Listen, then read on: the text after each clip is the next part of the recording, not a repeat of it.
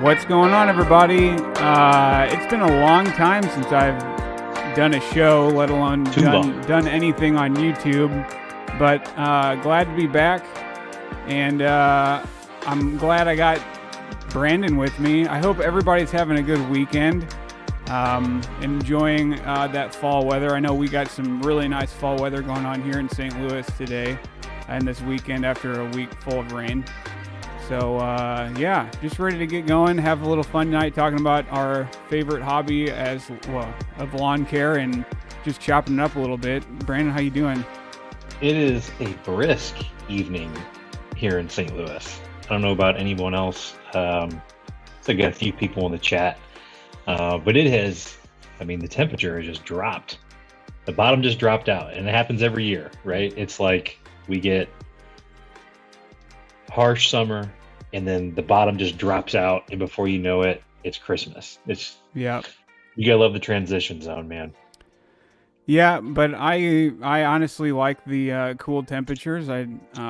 These kind of cool temperatures, you just throw a hoodie on or whatever, and you feel good hanging out outside, and it's not too bad. But it's always interesting to me because it's like when we get to these very first cool days, you're like, oh my gosh, I need to bundle up almost because we're not used to it. And then at the end of winter, if we were to have a day like this, we're like, take it off. Let's go shorts and t-shirts and all that kind of jazz. So it's just interesting, that whole acclimatization aspect of things when we get used to the temperature. Well, this is what we call fire pit weather, right? Yes. This is prime fire pit weather. Hoodie and shorts, almost fire pit going. Maybe a couple of cold ones. That's right. Yep. If you got them, drink them. If you got them, if you can see them in frame. I have a mock-up of the Dunder Mifflin office here at my house, and so I'm reporting live from Jim Halpert's desk. Oh man. Hey, Lawn Sauce, thanks for tuning in all the way from Hawaii. And Derek Dockett, welcome. I haven't talked to you in quite some time. I hope the newborn, well, it's not a newborn anymore. Hope you guys are enjoying your son and enjoying that whole fatherhood and motherhood and that whole family dynamic. It's a lot of fun. Yes, Brett, go Braves. I'm not a Braves fan by any means, but I am definitely not a Dodgers fan. And I will root for any team that's playing the Dodgers. So go Braves. I would like to see the Braves win it this year. That'd be cool because they haven't won it in a long time. I don't really want to see the Red Sox in the World Series because I just can't stand them. They're in the same line as me with me as far as like the Yankees and all that kind of garbage. So go Braves. I hope they win. Garbage, huh? What's that? Yeah, Garbage. I can't stand the Braves. I mean, I'm not the Braves. The Red Sox or Yankees. I know They're not literal garbage. They're good teams. I just can't stand.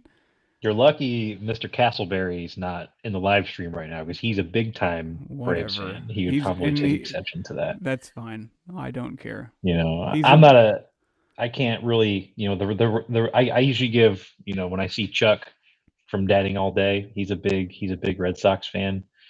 And I give him a little bit of trouble about the Red Sox just because, 2004, 2013 really hurt for us. Sure. Those were two times we went up against the Red Sox. They just broke our hearts. And we're not used to that. As Cardinal fans, we're used to being the heartbreakers. And now, not so much anymore.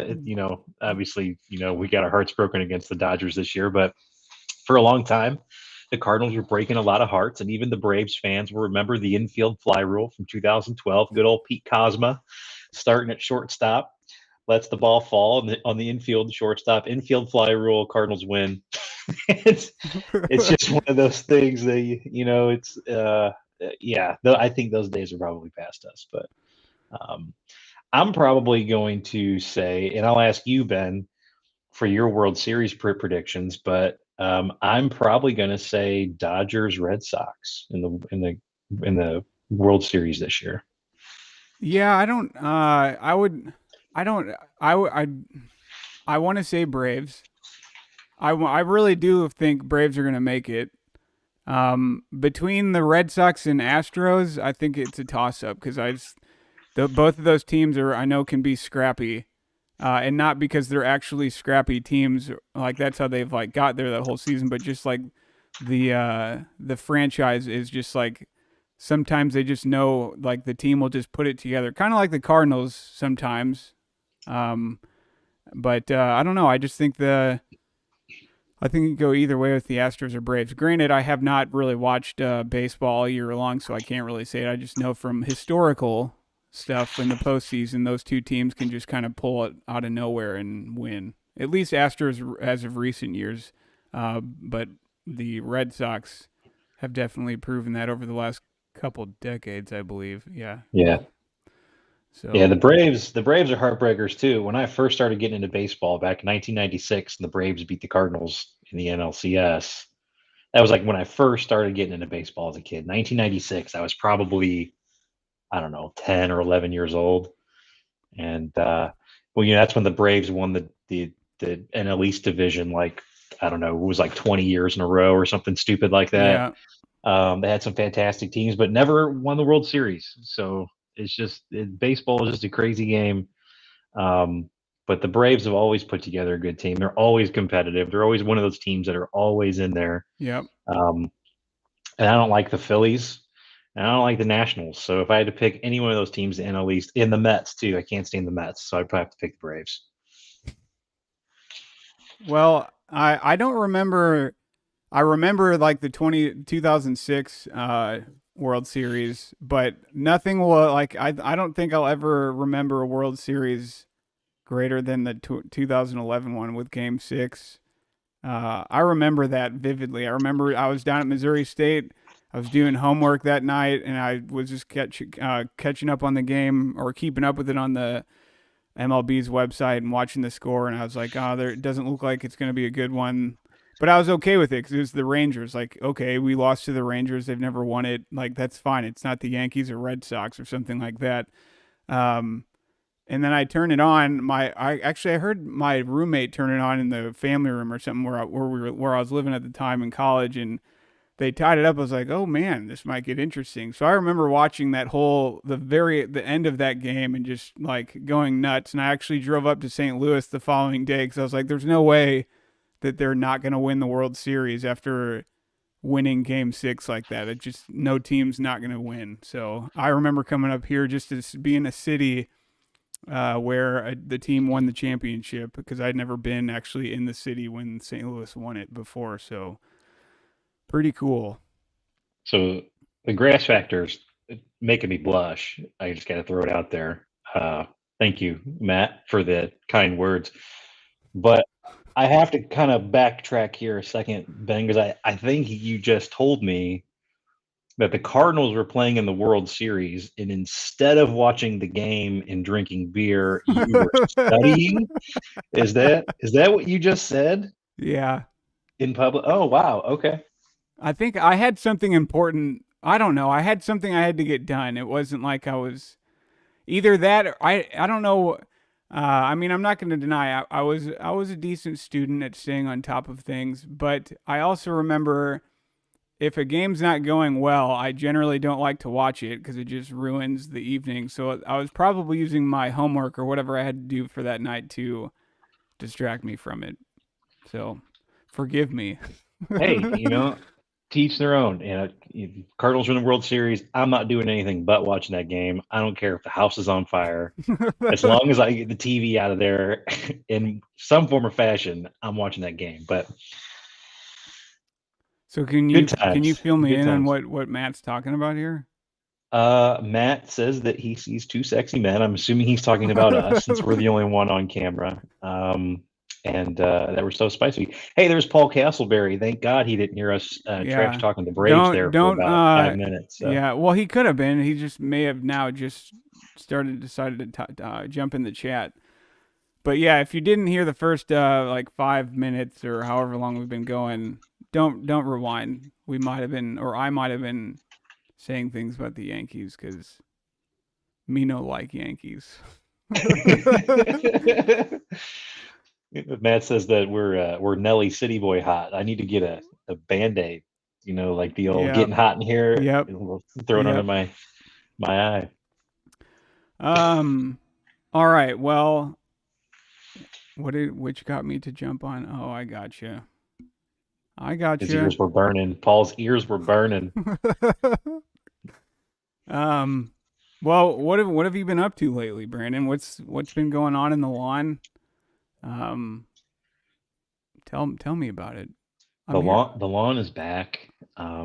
It's as strong as it's ever been right now.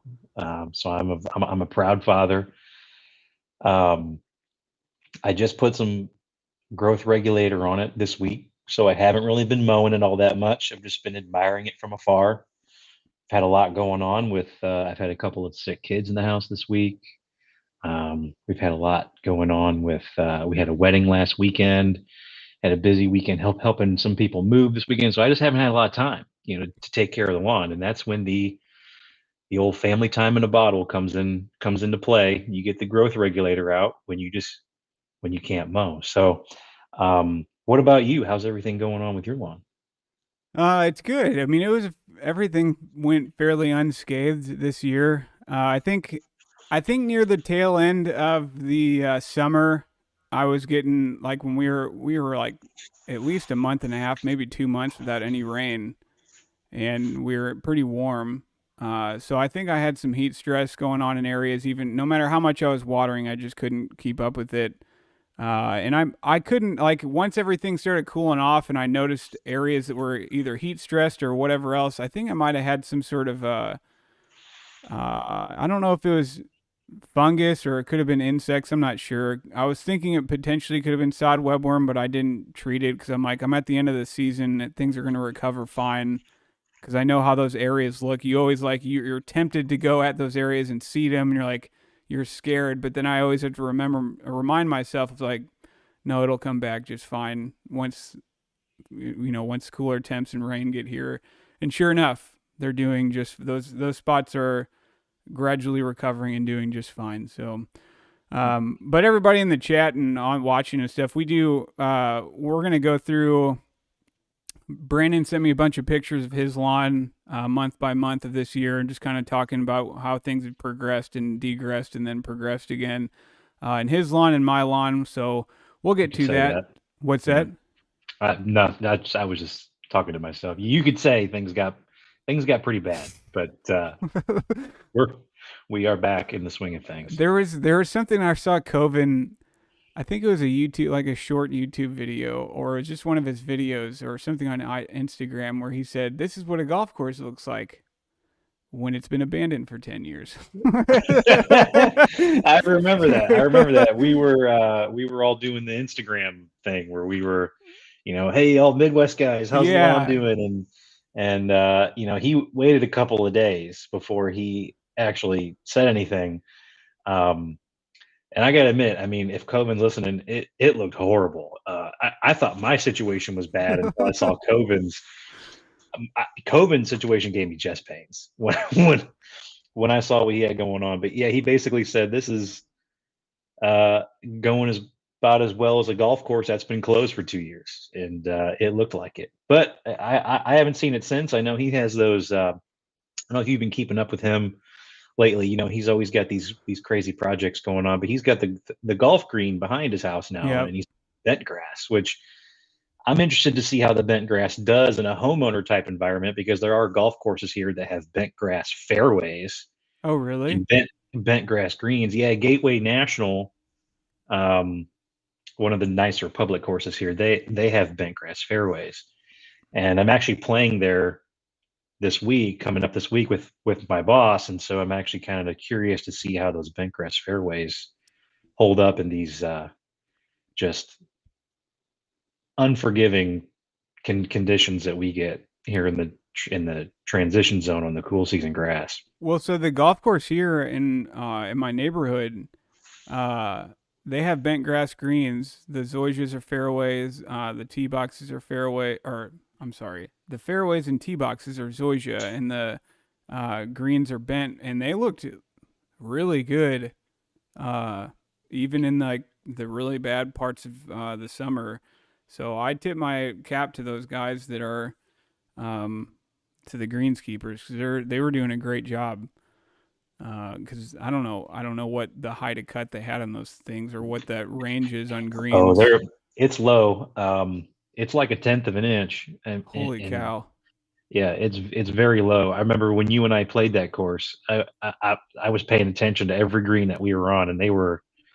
I mean, they were so low you could see the sand particles down in the canopy, and Yeah, it had to be somewhere around a tenth of an inch, very very low. And I remember the greens being really fast, yeah, so yeah, they were probably treating them with some sort of like silica type thing to get the blades to stand up really tall because they were. I mean, they were just you would barely touch the ball and they would just take off across the green, which is the reason why I shot like a 90. I can't remember what it was like a 93, 94. It's probably the whole reason. Those stupid greens, they were just too fast.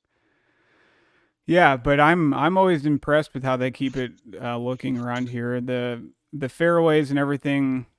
You can tell that Zoysia's starting to check out. Even because we had cooler temps and we got warm again for a little bit, and then we got cool again right now. But I think even with that early cool spell, that Zoysia was like just checking out and getting ready Yeah. for winter.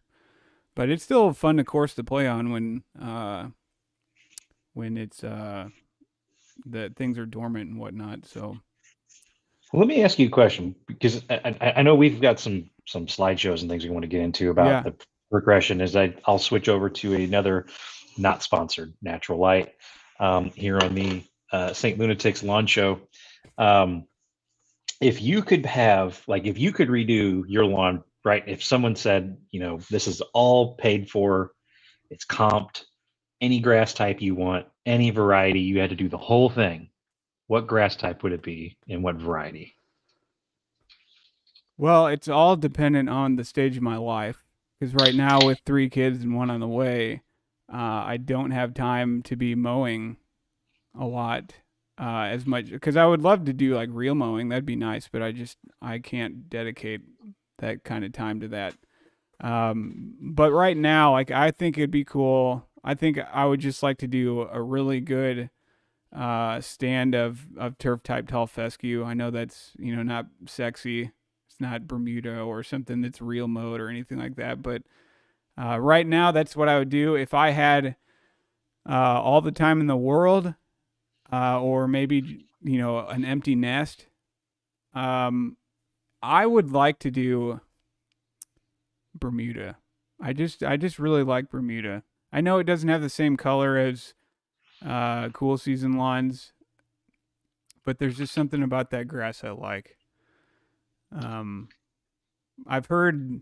I think there's. I know there is. My neighbor who's a greenskeeper. I think he put on some. I think it's Tahoma 31. They're testing out this far north.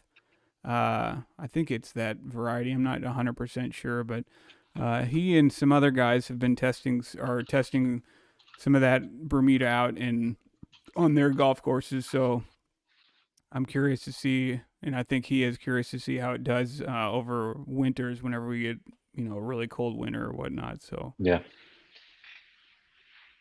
no shame in the Well, Trulies. no shame in the Trulies. I had I don't know, two, three, four Trulies when I was helping my sister-in-law move today. Which I have no shame in drinking Trulies. I don't care if another grown man sees me drinking Trulies. They are delicious, they are refreshing, and they have alcohol in them. And if it is wet and it has alcohol in it, my palate does not discriminate. But um, going back to the question about what if you could do any type of lawn, and it's basically like you snap your fingers and it's starting over new. Um, I'm going to go see, and this is something that I actually would really love to do, and I would have to get everyone here in the household on board with it. I don't know if I can do that or not. I just need to put my selling hat on. Um, the grass factor, $10 for the Bermuda Yeah, fund. thanks, Brent. Thanks. I'll make Thanks, sure Matt. I'll fly you up here to lay the sod too. There is a grower just across the river, the mighty Mississippi, which is just a few hundred yards from my house, that has iron cutter Bermuda. And I would love to go see that in person. I've got some connects where I may go over there and do some content at the sod farm that's very close to my house here, where they have, of course, fescue, right, being the predominant grass type where we live. They have some Kentucky bluegrass that they do for athletic turf, and then they also have Bermuda, and they have a specialized variety called iron cutter, which is something that's used in sports turf quite a bit. And it's got a very tight kind of sod knit to it, and it looks very similar to kind of what a cool season grass would look like. I've never seen it in person, but just from seeing it in photos and kind of seeing it, kind of laid out in some football and soccer fields, I think iron cutter Bermuda, especially with its tolerance to cold weather, would actually be a really good option for people in the transition zone, especially kind of the northern transition zone like us. But I'm really excited to go check that out in person. I'm hoping by the time I see it, it's not dormant already. So I'm going to try and make that happen here pretty quick. Hey, Matt, would you stop it? Okay, Mister Moneybags over here. But seriously, thank you.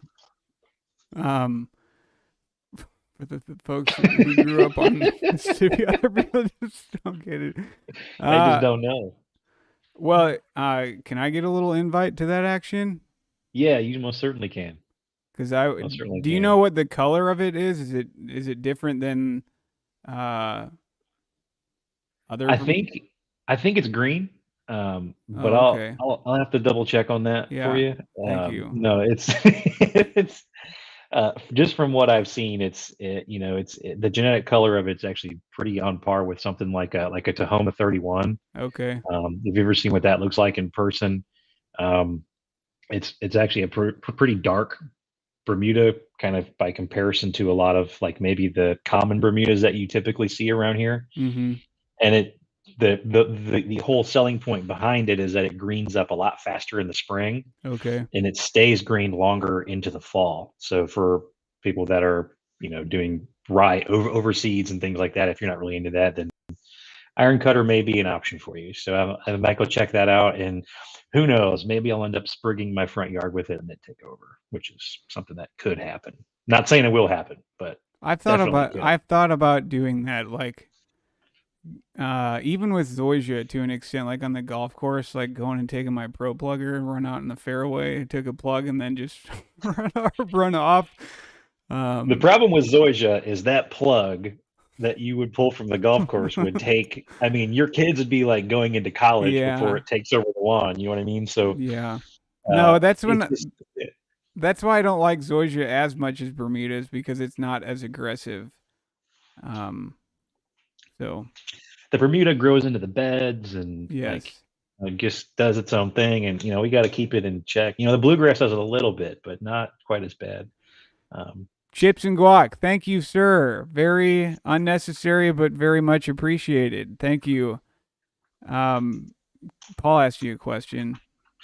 yeah, Paul asked me, and I was just responding to him in the chat, if I still love the cow trimmer, or actually he asked me if I like the cow trimmer, but yeah, I do. I do love the cow trimmer. Everybody says, "Oh, it looks like a McLean." And first of all, there's nothing wrong with the McLean. Let's just get that out in the forefront. There's nothing wrong with McLean. Cow trimmer is not a McLean, and it is a very nice mower. Very good quality build. The cut is excellent.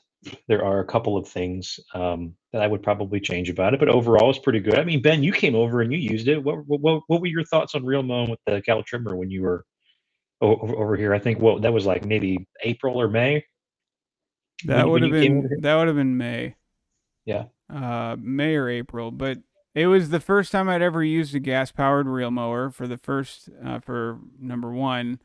Um, it's about what I expected as far as like weight because I know I've heard just in general reel mowers are pretty heavy. Um, it just was like I don't so I've that was the only experience I had with a gas powered one, so I can't really say much about any other ones. I would say like the Swordman and I guess to a degree the Swordman and the Greens. I know the Toro is not comparable because it's like professional like Greens golf course stuff. It doesn't like I would say those mowers just look cleaner and more I don't want to. I don't know. Like the Swordman definitely looks like cleaner and streamlined. 'Cause it just looks pretty. And the cow trimmer and uh the greens Toro mowers and what was the other one that you just said? Um, The outlet, the Allet or the no the the other McLean, McLean. the Like McLean. those look kind of just raw and beefy almost, just Yeah. because they're not like they don't have like the curves and the streamlined look like the Swordman looks like I've heard it other people say it looks like a Tesla, like some it's just kind of a uh Well, the McLean and the trimmer have been around for like 90 years, and they've never changed right, their schematics on it. And they're literally the same blueprint that they've had forever. With obviously the materials have changed sure, over the years, so some things are different. But like with the Swartman, that's more of a newer type mower, and they are really. I mean, they do look good, right? They yeah, have good yeah, lines. It's like a new car almost. Um, but with the real mowers, it really all comes down yeah, to how does it cut? What do you get for your money? The cartridge system's really nice with the outlet in the Swordman, because you can swap out cartridges that take care of different types of things you want to accomplish in your lawn. If you want to scarify, if you want to dethatch, if you want to put a brush attachment on there, right? You can do different things with that. With the yeah, cow trimmer, you can't really do that. You got to have a bunch of different pieces of equipment. The upside of the cow trimmer is it's relatively cheap compared to the Swartman okay, or the Owl. It's like a third of the price, but you got all this extra equipment laying around. Where if you have an Outlet or a right, Swartman, you just swap out cartridges. It takes up a lot less space. Use. The biggest problem for me with the Cal trimmer is I have nowhere to get the real ground. If I want to get the real ground, I just have to actually buy a new reel, which is a couple $100. And for a homeowner, that's usually like a 2 to 3 year thing. It's not like an annual thing where you're going to be grinding sure. your reel all the time. Um, but for the Allet, in the Swordman, you can take the cartridge off, send it off, have the real ground. They send it back to you, and you're back in business. So, there are some pros and cons to all of it. It really all just depends on Yeah, what you want to do. I would like to try the Swordman, the Toro and the Outlet. I would like to try those, like just to see what the difference. My main, like, I really would like to try the one of the Toro mowers out, just because I hear everybody talks about it, like it's a super solid mower and Yeah. great, which I'm sure it is. I would imagine it is, since most golf courses use them and all that kind of jazz. So, um, Well, here's an inside tip. We have an MTI distributor here in St. Louis. And MTI is a Toro okay, distributor. They do Toro irrigation, they do Toro golf equipment, and they normally have reel mowers in stock that they bring in once they're end of life, and then they resell them. So um, we have a local resource here if you ever need well, that. I'm hoping to actually go out with my neighbor. He's been asking me. Well, I've asked him a couple times, like, "Hey, do you mind if I come, like, just hang out with you for a day and help out or whatever?" And so I hope to do that, and I really want to do it during the times when he's like doing renovations on the greens and stuff like that. Because he's told me about the dry jack stuff, which is really wild to me that it pokes a hole, puts the sand and all that like all in one go. Like that's just wild to me, that they have a machine that does that. So hopefully I can get out and actually experience some of that. So, well, I want to say thanks to all the 16 people that tuned in, and I very much appreciate that. Looks like we Um, got a quality cast of characters here too. I mean, there's some good folks here yeah. in the chat. I love seeing that. Yeah, thanks for hanging out.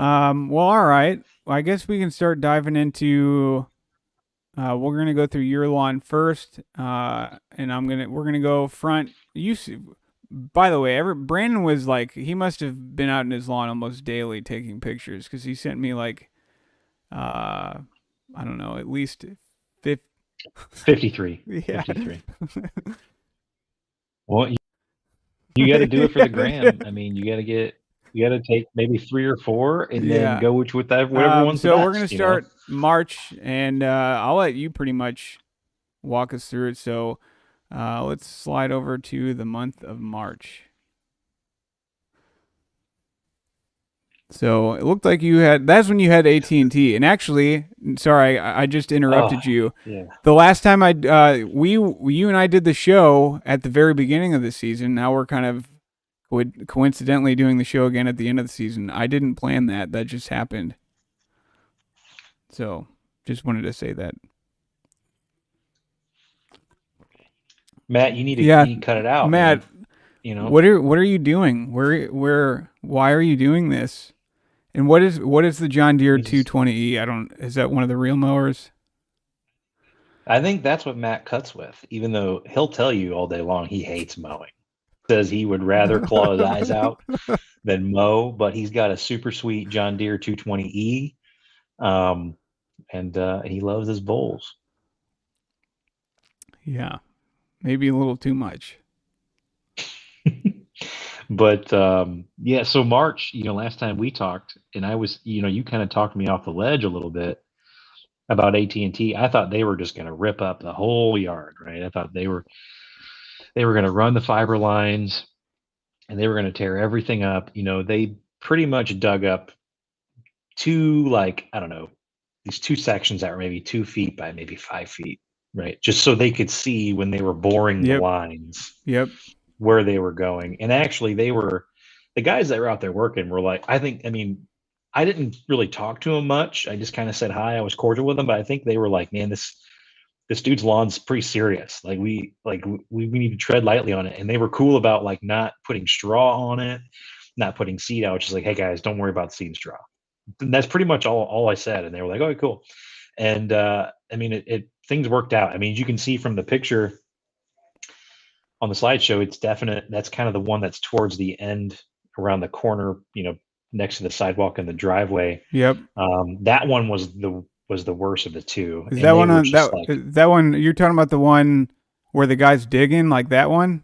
yeah, that's Yeah. my surveillance camera footage as I Yeah. was watching these guys dig my yard up. But they ran after they dig everything up and they put the dirt back, right? They put all the dirt back and they come back with this tamping machine that's literally got a Honda engine on it, Yeah. and like, I know what you're talking about. and they compact the dirt so hard that it's like concrete, right? And so that's kind of inspired one of the videos I did earlier this year about, all right, how do we mechanically decompact this area, right? Because it's going to take a long time. They dug probably 6 feet deep and it's hard as a rock. So literally just aerating it and adding sand to it is really all I did to these two areas. And you can't even tell, within a month, they were completely gone.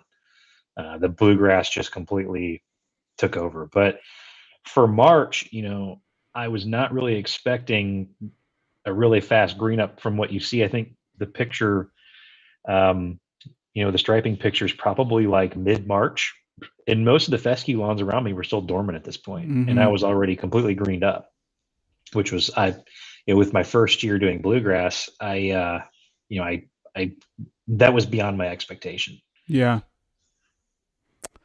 I mean, I would say this. I would because you had just renovated it in the fall, right? I did it in the fall. I started. It was. I even remember the dates in my head. It was August 15th when I planted the lawn because I completely killed everything off.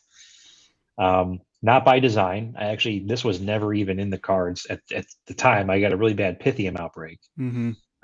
which stirred up the renovation. So um, August 15th, I planted the bluegrass. It's a mix of Everest, Midnight, and New Glade Kentucky bluegrass. And I came in, I completely regraded everything with a mix. I think at the time I did like an 80-20 mix of seed and sand, or seed and sand, soil and sand. Mm-hmm. And I pretty much leveled everything out the best I could by hand, and then just put the seed right into that top dressing, and then watered it which felt like 2 months straight, and it came in pretty well. So this was the following spring after the renovation. So Yeah. No, I, that's I pretty was pretty wild. pleased with it.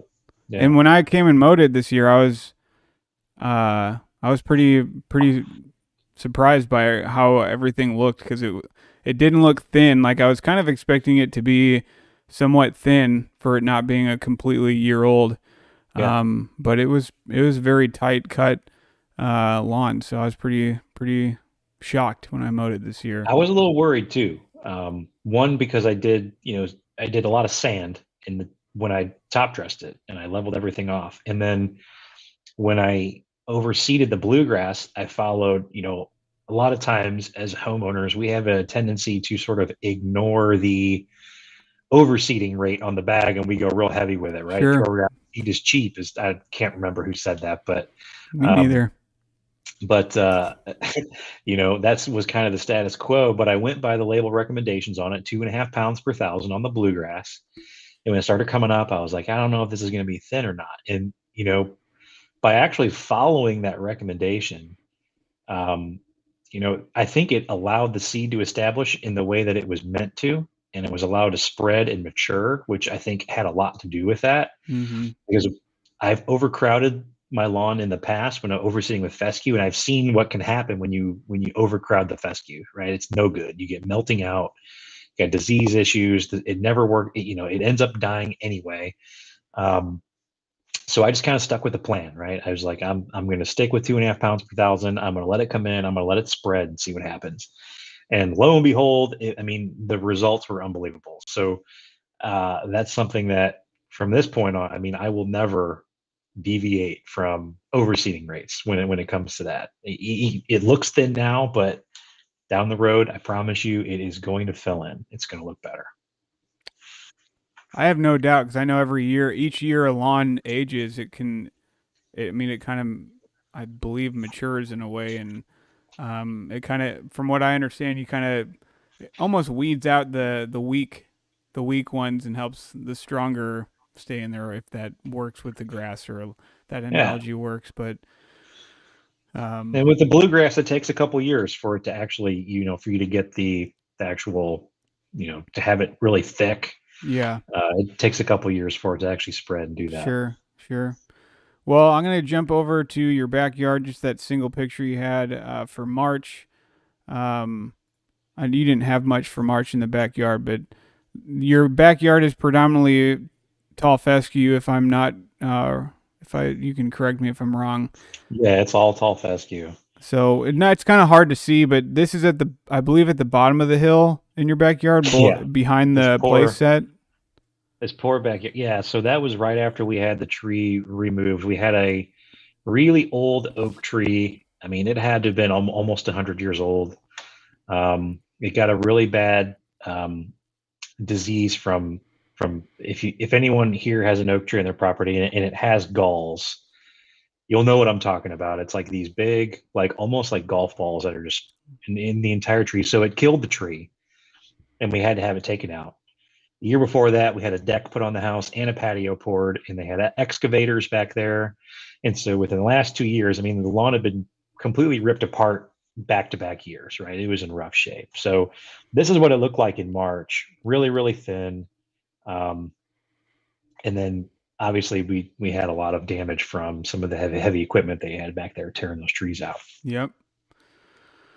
All right, so that was March. So here's where we were in March, the front.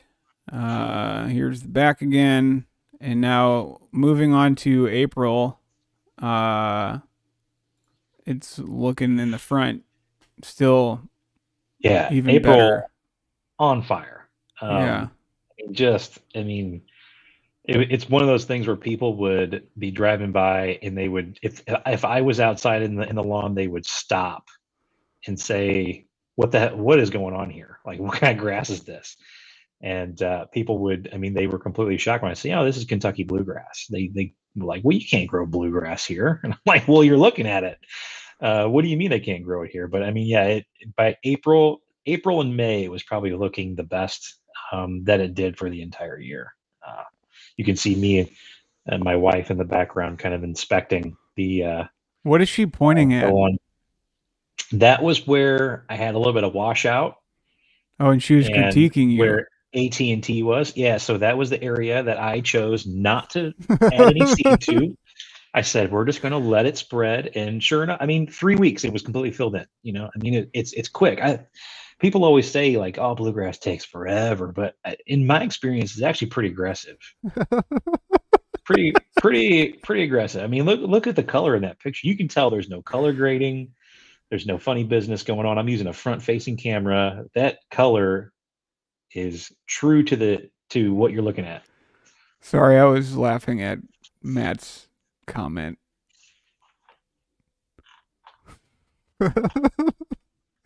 Anyway, uh, so lawn's looking real good, and front lawn's looking real good in April, and then back lawn April. That's when you put all those arborvitaes in, so probably got tore up Mhm. even more. Yeah, Um, and we'll get to that, Matt. After the 4th of July, you'll see. You'll see. You'll see what happened. I'm sure he's already seen it, but yeah, you'll see. uh, so April back lawn arborvitaes, and then do you have anything to add to that one? Yeah, so we put in a bunch of arborvitaes, as you so eloquently put it.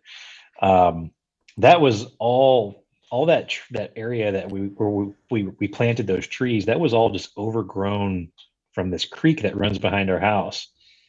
And I got a new toy when we decided to do that. I got a carbide blade attachment that goes on my trimmer. And you want to talk about a fun, dangerous piece of equipment. Putting a carbide blade, and I kick myself for not getting any footage of that when I did it because it was fun, also really dangerous, but also really fun. Cutting down brush in trees with a carbide blade attached to your Echo trimmer. What could go wrong, right? Um, Luckily, I made it out of there with both of my legs and my feet still. But that was a really fun time, kind of cutting that stuff down and getting ready for that landscaping job. So yeah, that was another really big project that we did in the backyard. But I told my wife kind of at the beginning of the year, she's looking at the backyard with a little bit of side eye, and I said, "Look, this is the year of the backyard. We're going to get it. The backyard's going to be back. It's going to be beautiful. I promise you." It's gonna be And back. so it's going to be back. Promise. It's just grass. Well, it did turn out at the great at the end of the year. We'll get to that. But right now, let's jump into May on the front yard. Still looking pretty dang good. That was the month I believe I came over and mowed it. Um, I believe so.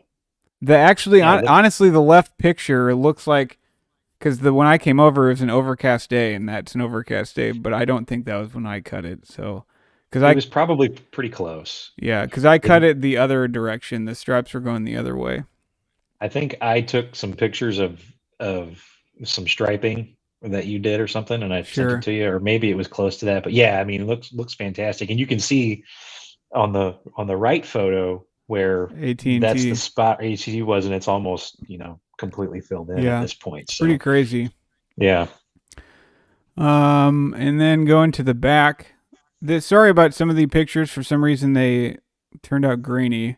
But this is kind of a panoramic shot of his backyard. It doesn't look bad from that picture. Granted, it's kind of hard to see with the grainy aspect of it. But what about how did May look for your backyard?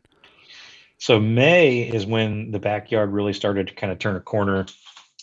We have some challenges back there because there's so much shade. Is another thing. When you have um, kind of a swale where you collect water and you have shade and you have a big dog and you use your backyard as a playground. I mean, those are all just things that are work against you constantly, Yep. right? Yep. Um, and so, I mean, considering all of that, my neighbor does a pretty good job of keeping up with their lawn, and the back by the May timeframe was looking really good. And at this point, I really hadn't done much besides I probably slammed it with, I think sometime around the beginning of April, I went in with like a pound of nitrogen. Yes, because I remember And I came over right after you did that, I believe, and mowed your backyard. yeah, when we were doing the review of the super recycler. Yep. But yeah, I mean, all I really did was, I did a light overseed. I didn't want to go too heavy in the spring because I didn't know, with all the shade and the rain because of the slope, how it was going to hold because I didn't really prep the ground at all as far as doing any split seeding or anything. Sure. So I said, let's just let it fill on its own. Let's give it a bunch of nutrients and see how it fills in. And for the grass that's there, it was all, I never put any, strong cultivars back there. It's all just whatever grass was here when we moved in a couple years ago. So from that point, I was pretty happy with it, just kind of letting it do its own thing by just giving it some nitrogen. It looked good for May. So here's what his backyard looked like at May. And now let's hop over to June for the front.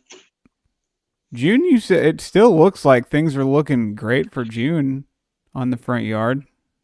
Yeah, June still looks good. We're gonna get to the point that everybody wants to see.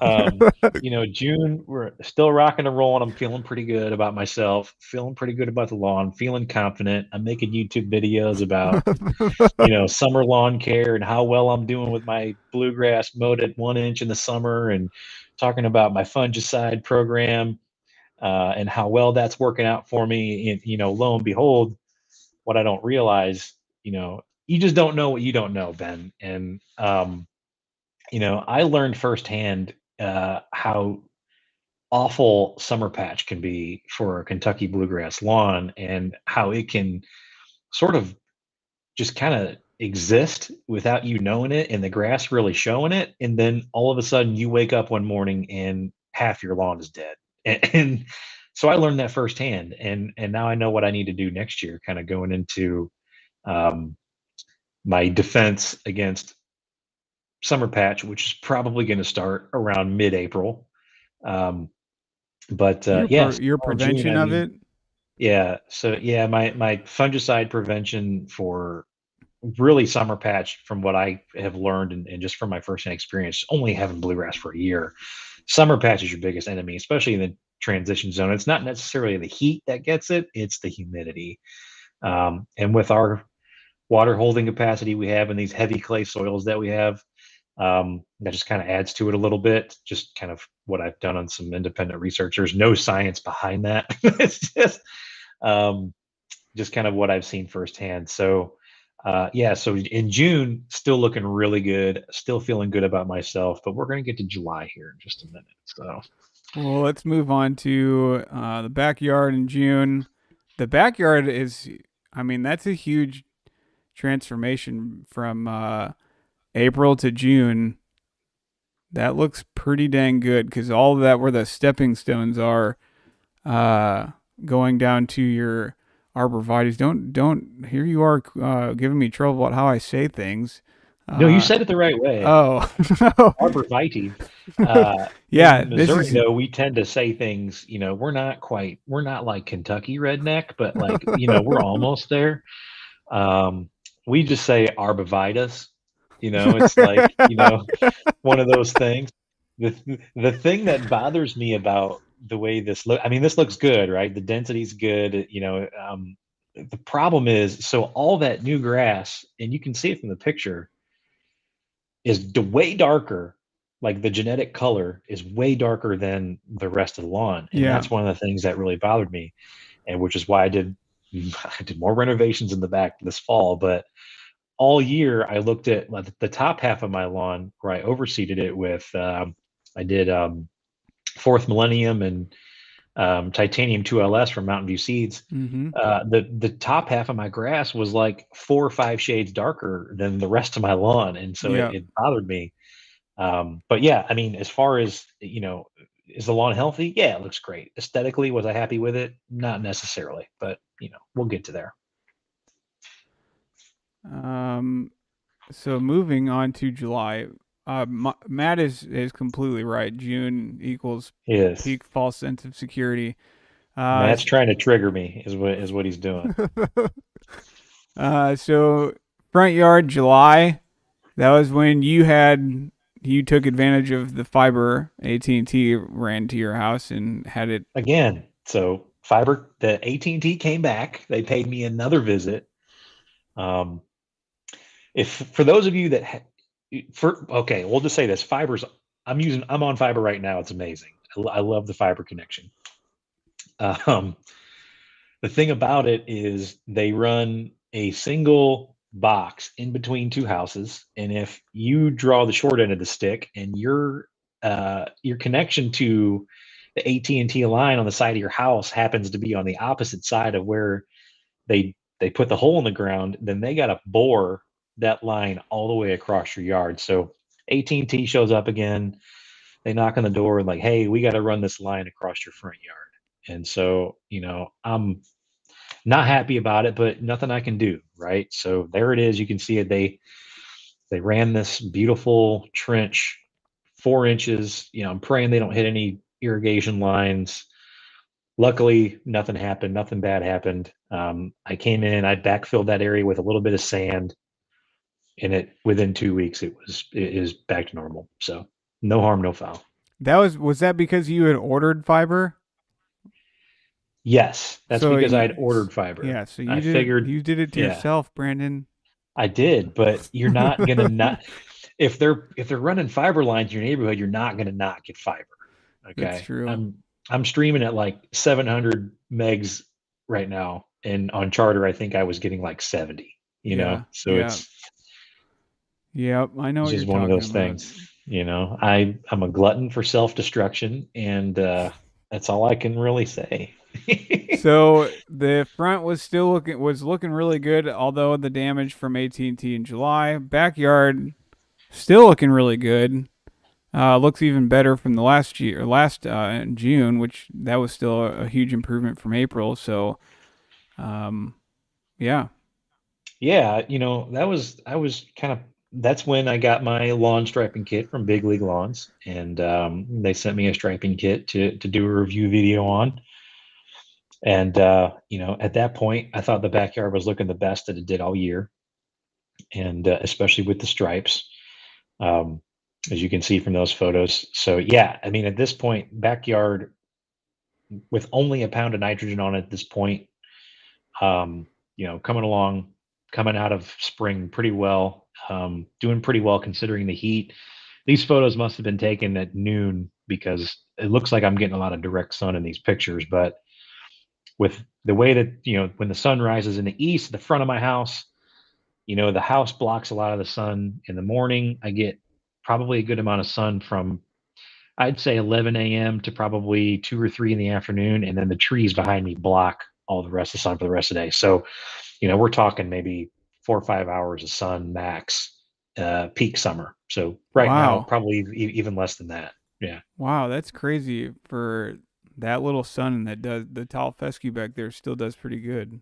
Yeah. At some point, I'm thinking, I may have to incorporate some fine fescue into some certain areas just Sure, because I can tell right now the fescue doesn't like the shade, or I may just have to make the landscape beds a little bit bigger. sure. All right. Well, this is the moment everyone's been waiting for. The month of August did a number on Brandon in his front yard. So here we are. So you had a lot of damage. It looks like along the sidewalk. The main section, like middle part of the lawn, doesn't look too bad. And I believe this was if I believe I put the pictures in sequential order. Yes. Because I was like, wait, that couldn't have repaired in August. It had to be the beginning of it. So I was like, okay, yeah. So tell us about it, Brandon. So, When all how right. how many days did you cry? Well, you see, what had happened was, um, so I don't know if you have the pictures I sent of the soil temperature thermometer that I put in the ground. No, I don't. But that is on your Instagram. Okay.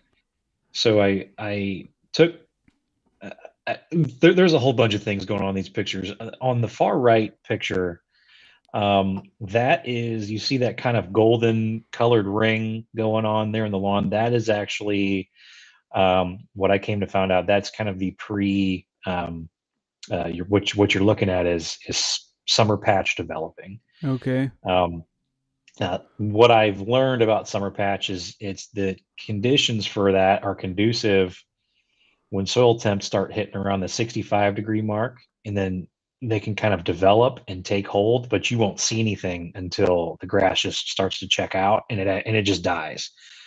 So Um, so there's no mycelium or no, or it's a root pathogen, so you okay, don't see anything on the leaf tissue. There's no lesions or anything. You just notice when the grass starts to die. So really, I mean, your best bet is to just treat for it and hope that it's enough, right? I And that gotcha. you're doing the right things. Now this all happened. I had 95-degree soil temps along the sidewalk in the driveway, which of course didn't help. The first photo you're seeing is kind of some areas that are checking out. The photo in the middle is after. I don't know what I was thinking. I went out to treat some nutsedge, and the sulfentrazone, actually, you can actually see in that photo a perfect line where my spray pattern is right along the sidewalk. A combination of the hot soil, the elevated soil temperatures, and then the chemical burn from the sulfentrazone, which is what I think happened, really just kind of just scorched it, and it didn't. Things didn't go well after that. Now the middle of the lawn, where the soil temperatures kind of hovered in the high 80s, low 90s. I think I was probably around like 91 or 92 degrees soil temperatures in the middle of the lawn. That actually, that held together pretty well. But all along the perimeter of the sidewalks, I didn't stand a chance. It just completely checked out and died. And it didn't help that I applied a herbicide when the grass was probably at its peak of stress. So lesson learned, Yeah. I guess, is all. I mean Yeah. that's what I feel like. I mean, every year for me has been a learning experience. Like last year was obviously a huge learning experience, and I think I know professionals have to be learning every year as well. And as homeowners, we're definitely going to learn something every year because we're not professionals in it. So, Right. um, well, yeah. So here's July or August again in the front. So it was pretty. Things were starting to go downhill at that point in time. And then September was your hey, it's time to start correcting things. Yeah, September, around Labor Day in St. Louis is kind of our go time. I always, everybody, and I see it in like the Facebook groups and the local, lawn care groups is, people are always asking, when can I go ahead and put seed down and start aerating and do all these things, whether you need to or not. But, um, for me, Labor Day has always been the best time to actually go ahead and do it. That's when we start to recover. A lot of people kind of sit on their hands and wait for the optimal soil temperature and the optimal weather window and things. And I just, that's never really worked for me just because, time permitting, I got shit going on and, I can't wait for the perfect weather window and the perfect soil temperature to get things done. And you never know if the weather's going to cooperate, right? Right. So as a rule of thumb, it's always been kind of Labor Day, somewhere around the 1st of September is always my go-to. And you know, from the time with a lot of the pictures that we're looking at right now, not all of these I shared on social media just because I was so, um, I mean, the right word for it is not family friendly, but I, it was one of those things where I was thinking, okay, do I need to go a different direction here? Is, bluegrass not a viable a thing? Is the cut too low? Or are the varieties I'm using, they're just not heat tolerant? And I kind of went back and looked at some of the things that I did throughout the year, and I made several mistakes in this lawn. Just from having a brand new Kentucky bluegrass lawn. I've never managed Kentucky bluegrass before. Made a whole bunch of mistakes that I'll try not to make again. But um, I think all things considered, it's turned around. That the biggest picture you can see from here, that is, I think I can't remember when it was, like the second week of September. It was like maybe September 15th, somewhere around my wife's birthday. And that was after August 30th. I went in and did a 1/4 inch sand cap, as I did the year before. and I overseeded with a really, and I normally wouldn't overseed bluegrass, but it was pretty thin at this point. So I was like, you know what, I have some seed. I went and added a little bit more seed, and then I added some perennial ryegrass. I added some Grand Slam perennial mix. I think it's like Pangea and a few other varieties. And I added a really, really light, just kind of a nurse crop of ryegrass at like 1 pound per thousand. And within a few weeks of doing the sand and watering it quite a bit, I gave it a little bit of methylene urea, and just kind of let it do its thing and kind of come out of that summer stress, and it bounced back. I mean, I was pretty shocked at how well it bounced back, considering how bad it was at the end of August. And I think the first time a lot of people, the viewers that follow my channel, saw just how bad things had gotten was when I did that video about sand leveling and top dressing, where I aerated, I filled all the holes with sand, and I added a 1/4 inch sand cap. And I mean, it was like it. When I go back and watch that video, it's cringeworthy almost how bad it was. But within a few weeks, that bottom photo on the right, I couldn't have asked for a better response coming out of just kind of how bad it got tore up back in August. So it looks like actually along the sidewalk, it looks like you didn't. There was still some bluegrass that was actually did actually survive, even though it looked like it was all dead. And I'm sure that bluegrass, just kept spreading. I'm sure, is that what helps fill in that area along the It sidewalk did. too? There's something about the sand, and I don't know how to explain it, but there's something about the sand that helps the bluegrass spread. And that's where my heaviest, sand caps are, is along the sidewalk. There's a little bit of a swale there. Mm-hmm. Uh, Someone in the neighborhood told me that they were working on the sewer lines that runs right along the sidewalk, and everybody's lawn kind of has a little bit of a dip there from them, pulling up the dirt, putting it back, and things never go back the way they were. So that's an area I've been working on over the past couple of years, is trying to level that out. And so that's where the heaviest sand is, just because that's just kind of where the swale was. That's where the water was eroding, and it just seems where the heavy sand caps are, that areas, those areas seem to recover the fastest, and they seem to have better color, which is strange to me. Mm-hmm. So there's a lot of factors there that I'm not educated in. I don't really know. I can't talk, you know, in a whole lot of confidence about why it looks that way. But um, the sand, for whatever reason, just makes the bluegrass spread really, really fast. So that's kind of a way that I've been kind of culturally helping areas that have been struggling, is I've been just putting a little bit of sand on it Sure. and leveling it out and working the sand down the canopy. And it seems like the bluegrass just responds really well to it. Well, yeah, I mean, so I believe that these pictures are in sequential order. The top is the first, middle is kind of recovering, and then the bigger one on the right Mhm. looks more like the end of September or end of our further after seeding and renovating. Is that correct? Like in that order? Yeah. Okay. hmm Yeah, that's Um, right. so looking good and recovering in September, and then October just looks even better. I mean, you got some single doubles going on there.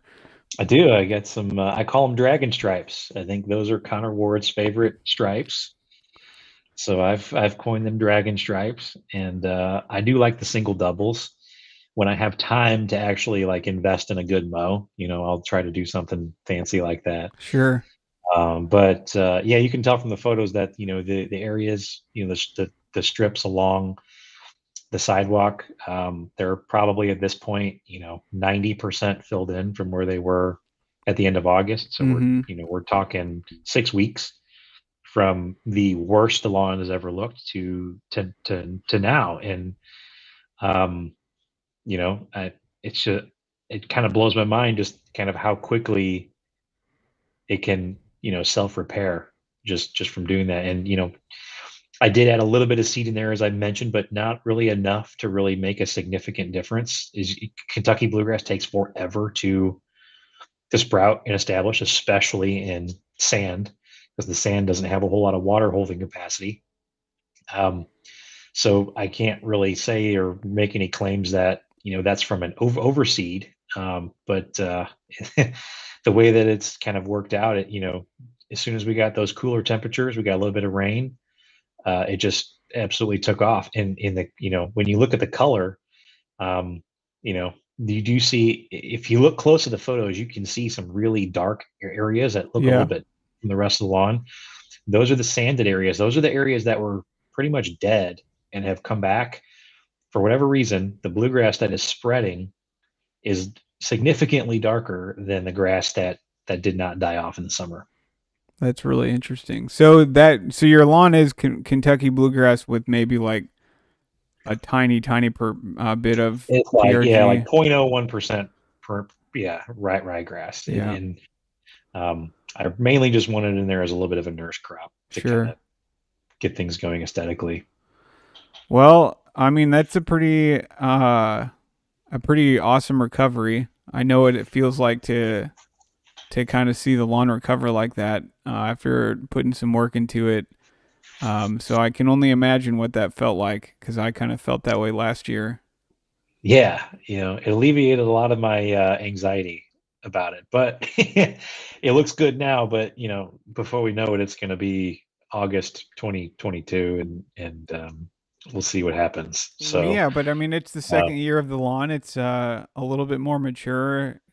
You're more knowledgeable of what to do because you have one full year in the summer with that shortcut grass. So so yeah, I've changed my philosophy on a couple of things. I've raised the cut height up to about an inch and a half. okay, I did a little bit of research into mowing height. A lot of the athletic turf is cut around an inch and a quarter to an inch and a half. I've been told from a couple of sports turf consultants that you got no business cutting the bluegrass at an inch or lower. It doesn't like to be cut at that height. It's 2 inches to an inch and a half is kind of where you want to be, and that's where they're mowing even a lot of Bermuda on sports turf, football fields, soccer fields. A lot of it has to do with playability. A lot of it has to do with what's best for the turf. A lot of it has to do with what's best for the health of those players and things. So there's a lot of consideration in there. But the the way that the turf has responded to being cut at that height, I can definitely tell a big difference when just raising the height up a little bit. I think as homeowners and even YouTubers, we kind of get into this race to the bottom of who can cut their grass the lowest. It's like sure, a badge of honor, and it's just not. It's not what's best for the lawn, right? So, um, I kind of my headspace going forward is okay. Made some mistakes in the past, got a little bit overconfident, and next year we'll be a little bit more cautious. yeah. Well, what's the biggest thing you'd say you learned this year, and what do you got planned for next year? Man, the biggest thing I learned this year is that just when you think you have your fungicide game locked down, you don't, especially in the transition zone. I learned so much on the fly, and I learned more through failures than I did through any sort of preparation that I did um, with this particular lawn. Next year, as far as big plans, I really don't have any huge plans for next year. And we did a lot of big changes to the landscape and the grass and stuff just over this past year. Mm-hmm. So I think, I'd say the overall goal for next year is to just keep it alive and make sure that we're doing a good job of managing it. 'Cause my wife is really into the lawn and landscape stuff too. She's out there with me a lot of times doing the work, even though she's not on camera. She doesn't really want to be on camera, which is fine. Not everybody's into that, but Yeah, she's into it too, just as much as I am. So that's um, cool. you know, we'll kind of take from the experience that we had this year and make some changes, and I'll share those with the viewers. That's kind of what if you guys watch my channel, I talk a lot about here's what worked, here's what didn't work. This failed. Here's kind of the transparency of it, right? It's not all about my lawn's perfect all the time because it's certainly not. And Ben, from living in the transition zone, that this is an incredibly challenging place to grow any grass, no matter what it is, cool season, warm season. It all has its challenges. You Yep. went through that last year with with your pH and the disease issues. And I mean, look at the difference between this year and last year for you. It's Yeah. night and day, you know. Yeah. Well, Fernie C asked, I don't know if he's asking what my biggest accomplishment, but I'll answer that question when we get to me. But I'll ask you, Brandon, what do you feel your biggest accomplishment was this year? Um, I'll kind of just as a whole, I'll take, going back to August of last year, into this year is, I think my biggest accomplishment is just, I mean, starting a Kentucky bluegrass lawn completely from bare dirt to what it is now. It's a very challenging thing to do. It takes a lot of patience. It takes a lot of research, and you really got to kind of stick with the program with it. And so, I'd say my biggest accomplishment was actually pulling that off and getting the results that I got, considering the AT&T challenges and the fungus and everything that went along with it. Right? There were so many things that got in the way, but um, being able to just basically grow that lawn from scratch, not knowing what I was doing, was a big accomplishment for me.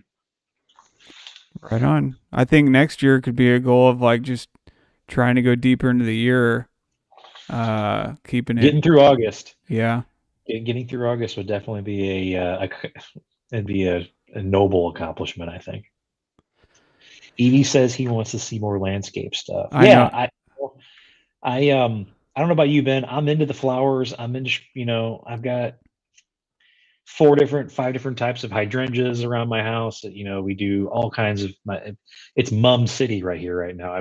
My house is just draped in mums, just dripping in mums. So I do Uh, like that. I do like the landscaping aspect. My wife and we added the raised garden bed last year, and we've gotten into that a lot. We've had a lot of fun with that and learned a good bit. I do like the flower stuff, and just the landscaping aspect. I can't say I like have a bunch of bushes that are really unique or anything like that. We put in some perennial flowers in the front that are more like wildflower looking. They're not. I don't know. I just describe them as kind of wildflower looking, kind of prairie looking, because we just kind of like that look. We did that on yeah, either side of the uh, garage or the driveway. But no, I like that stuff too. I mean, I have fun cutting the live edge last year, doing all that kind of jazz. So, um, anyway, I guess I'll get into my yard. yeah. Enough about me. Let's talk about you, Ben. So, for anybody, most people on the show probably know what happened last year in the lawn. Had a bunch of fungus. Learned my soil pH was super high.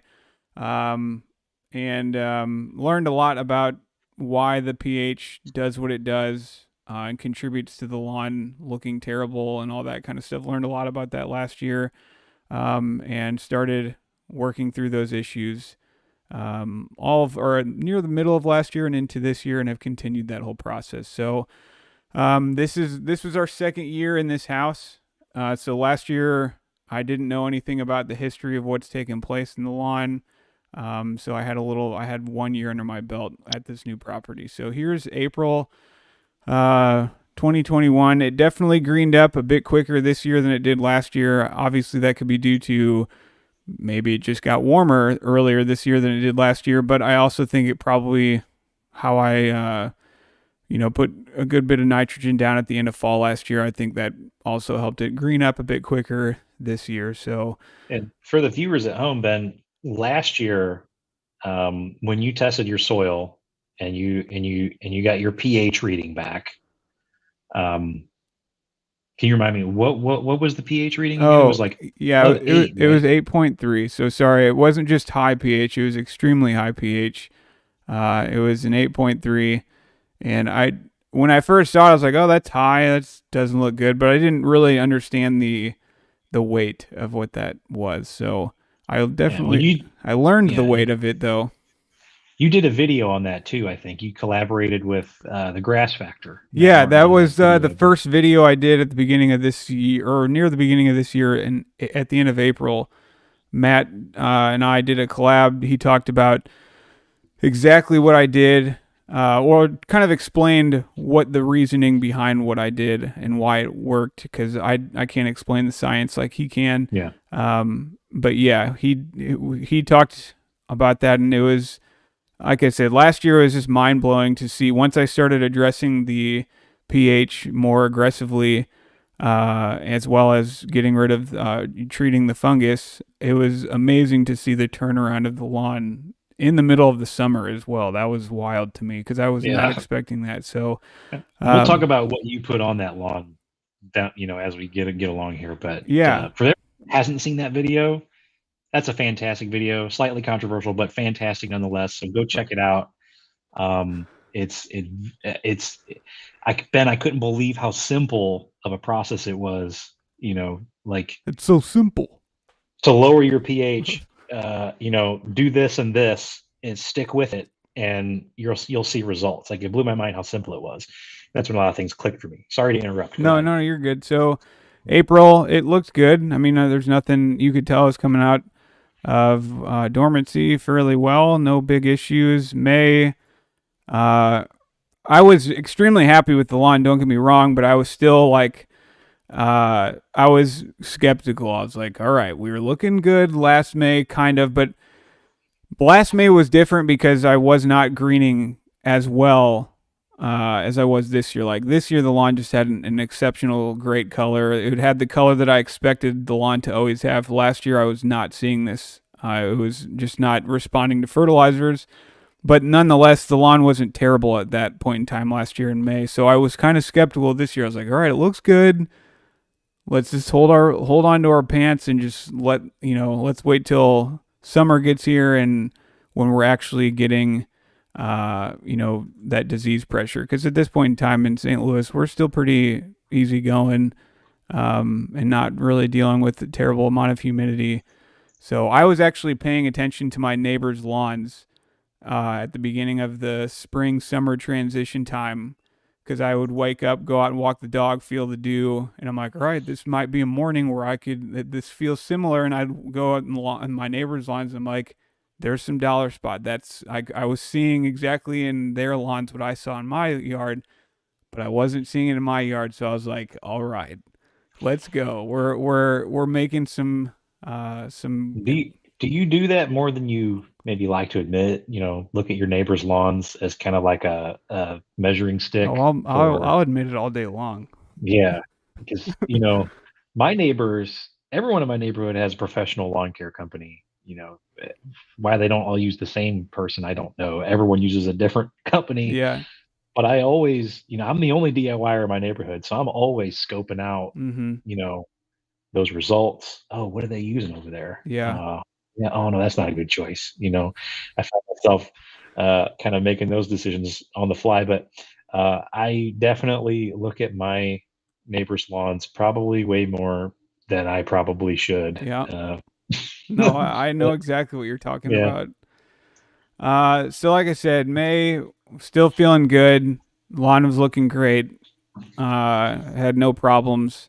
At this point in time, I had already started my fungicide program. I can't remember when put my first app down. It was definitely in April. So I was already on it had to be probably second application of fungicides in May. Um, and I was already doing monthly applications of citric acid, and I did my first application at this point in time of elemental sulfur at 5 pounds per thousand. So elemental sulfur and citric acid are the two soil amendments that I've been using to correct helping the soil pH, but I've also been fertilizing really predominantly, I would say 95% with nitrogen from ammonium sulfate, from the source of ammonium sulfate. So that also helps with the whole pH lowering. So moving on to June, this is when I started I think I was learning a little bit, because I don't think I came out hot enough, or I definitely wasn't applying enough fertilizer at this point in time of the year. I think like in May, it almost went, it's like 6 weeks before I did another application between May and June, and I was kind of behind. So that's why I think the lawn color started checking out earlier than it would have, once it got into the summertime, which would have been normal or more normal, I guess, for me to see that. But up by on the right picture, that tree that's on like in the middle of the slope there on the side yard, right around that area, that's you'll notice like there's a little bit discoloration there, and that kind of was the theme of throughout summer and into fall.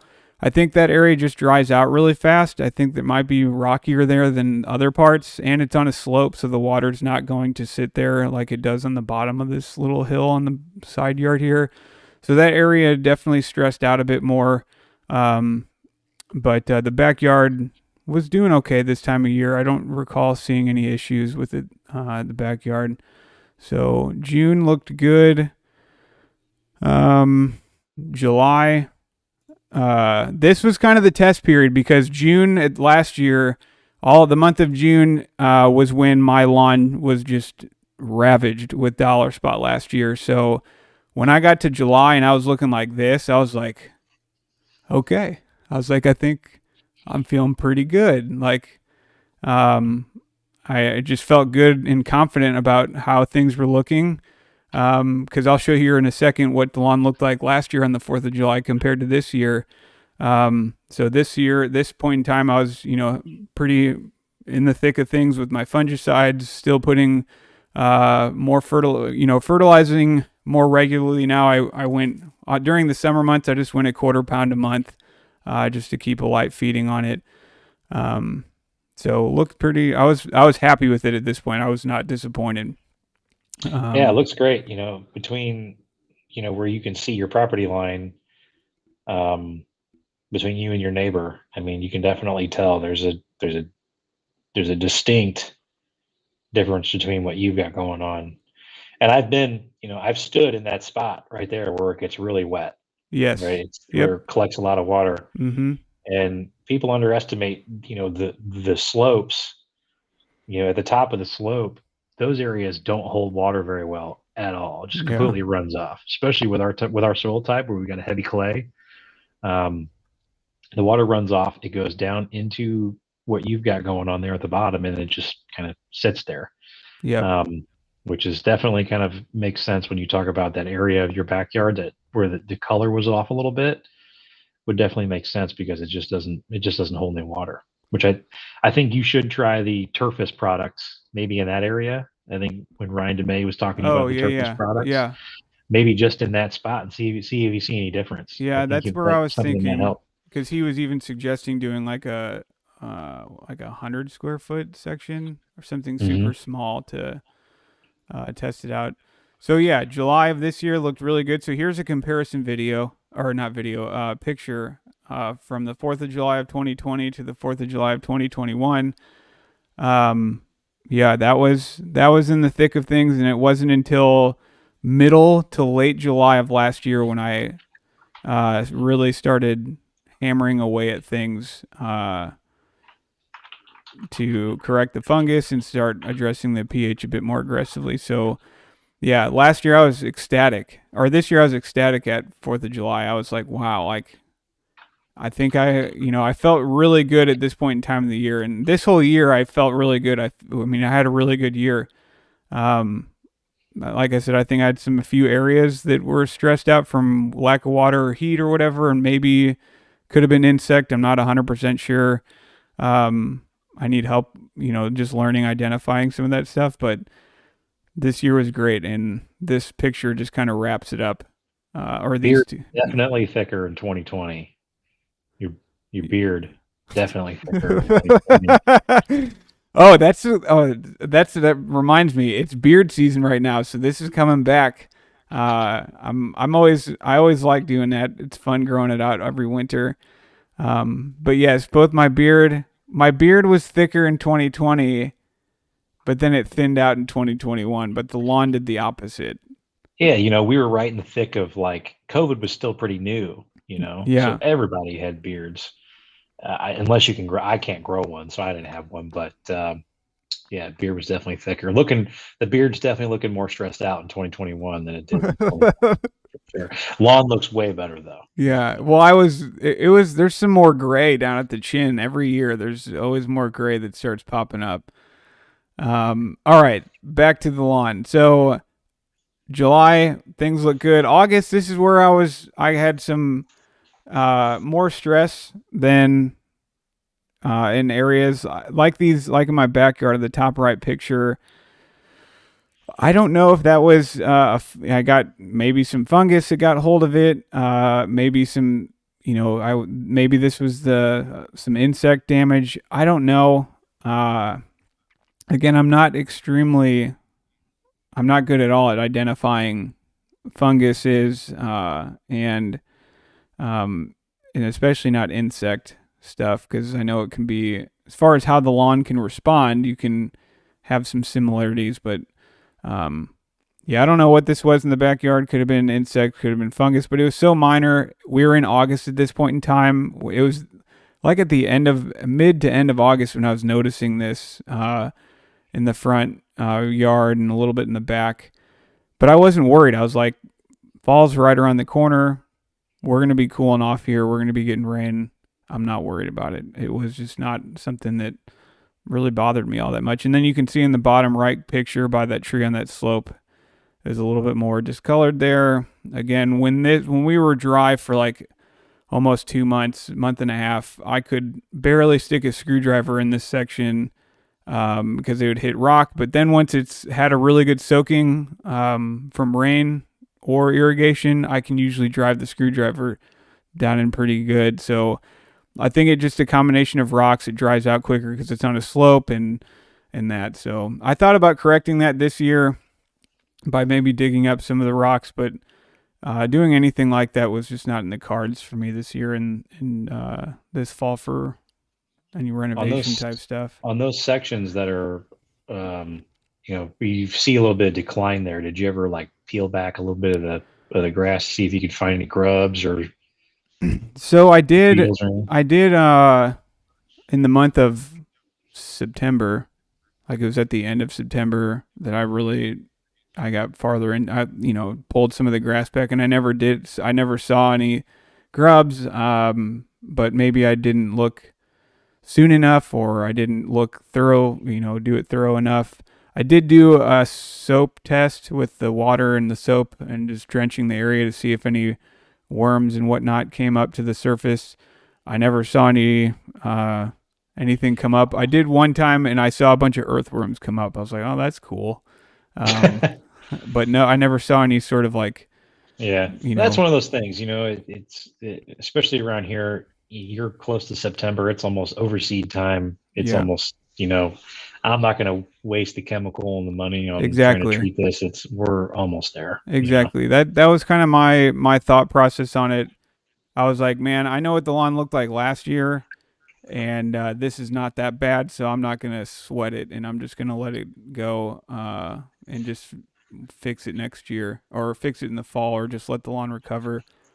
So September, um, lawn still looked good, and as you can see in the backyard, it's more stress spots. They looked stressed to me, and I was.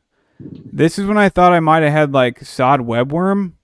Um, but again, I also know we were extremely dry and we weren't getting much rain. I was irrigating, but I know rain is nothing like, or irrigation is nothing like rain. So I was like, it's probably just hot, stressed. I'm not worried about it.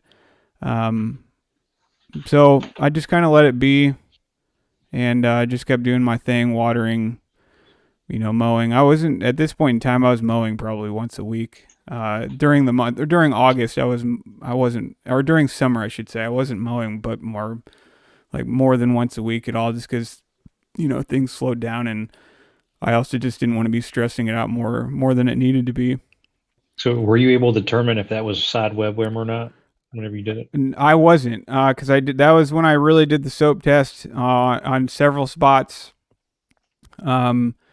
In different areas of the lawn, and I never saw anything. The one thing I thought of was maybe maybe it was like sod webworm that it had already matured and flown away, and many of the moths I was seeing in the lawn, maybe that those were the ones that were laying larvae, but maybe the larva that I'm seeing now is not. I don't know. I was thinking maybe it was like the larva that comes out next year or something like that. So I Right. didn't. I was thinking maybe I did and I just caught it late. But again, I wasn't super worried, especially at September. We're right 1 month away from you know doing repairing stuff. So The only reason I ask you that is because I learned, I started looking into, um, pest damage from like insects when the fall army worms are really bad. This, hmm um, just because a lot of them didn't die off in the spring because it got really warm. But one of the things I learned about insects is that a lot of them don't eat the plant down to the crown, and a lot of times the grass will completely recover from like sod webworm or something like that, because the damage isn't down to the crown of the plant. It's usually just the plant tissue, and then the plant will hmm just recover on its own. So right. that's the only reason why I was curious, is because if it looked like it recovered on its own, then it may have been something um, kind of similar to that going on Well, there. and that's why I was wondering because they were looking like spots that I remember seeing last year. Um, and then I know last year those spots were covered and they filled in and they did fine. So that's why another reason why I was like, does it look great? No, but I'm in the middle of summer right now and the lawn looks pretty dang good for where it is right now in the middle of the year and where this lawn has been. So I wasn't. Part of me wanted to freak out and be like, "Oh, I need to go get something and put it down," but most of me was just like, "No, just chill, let it be. It'll fix itself in the fall." And that's why I wasn't. When I remembered some of these spots from last year, I was like, "No, I'm not gonna stress about it or do anything about it. I'll just let it be."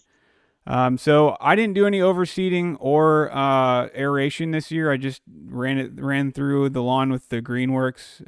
Whether or not that's necessary, I just felt like doing it, um, and because I know it's gratifying. So I took the lawn down to I was mowing at 3 1/4 all year, and I took it down to 2.5, I believe. 2.5 or 2 1/4, I can't remember. So I took it down to that low, and then I ran the Greenworks through it. So just have two pictures. I didn't really take any pictures of the lawn when I did it, but the backyard, that's with the actual dead material that I pulled up. And the side part on the right, that's actually after I dethatched. So you can just see obviously took some color away because I mowed a lot of the leaf blade off. So yeah, did that. I did spot seed areas, but I did not overseed. So I did spot seed some areas and so on. So I didn't. I just didn't feel like I needed to overseed this year because the lawn didn't really thin out that much in the spots that I had some stressed areas or things that looked like they died back. I was had confidence it was going to grow back and be fine. Um, so yeah, then about 3 weeks after the dethatch and fertilizing it when I dethatched as well. This is some of my October picks. Front yard, the side yard. I mean, the color just it got that deep green that I know cool season lawns get. That is just beautiful. So, um, yeah, that's where it finished or where it's currently at, really. So, That's good. and, and smart move too on you don't always have to overseed. If your lawn is thick and it's dense, throwing money away yeah, by adding seed in there. I see tons of posts on social media of these like really thick lawns, and people are overseeding them. And you don't always need to. It's not like an annual thing that's mandatory. You don't have yeah, to do that. If you're in the clear, if you got a thick lawn, you really don't need to do that, especially with seed prices these days being what they are. I yeah. mean, if you can get away with not doing it, let it ride, man. Well, You and know, that's I why. like even last year when I had all the fungus and it recovered and everything, and then fall, like, 'cause it had already really recovered, pretty much back to normal for the most part by fall of last year. And I almost didn't, like, I was like, should I overseed? Because it was still really thick, even though it had all that fungus, because that fungus didn't actually kill the crown of the plant. So it didn't thin out as much as I thought it was going to. But I did it anyway, just because I figured at that point in time last year, I was like, well, I guess it won't hurt to just add some new cultivars, and at least I will know these cultivars are going to be in the lawn to some degree, because they were how do you say that? Yeah, you added the rhizonomous. Yeah. You added the lateral spreading Mountain View varieties, Yep. right? Yep. Yeah, and those are really bushy varieties to begin with. They're pretty thick, and it's not. You know, one of the things you see, all the time with people asking questions is, they'll get some melting out at like the end of April, and they have a really thick lawn, and like, oh my God, do I have a disease?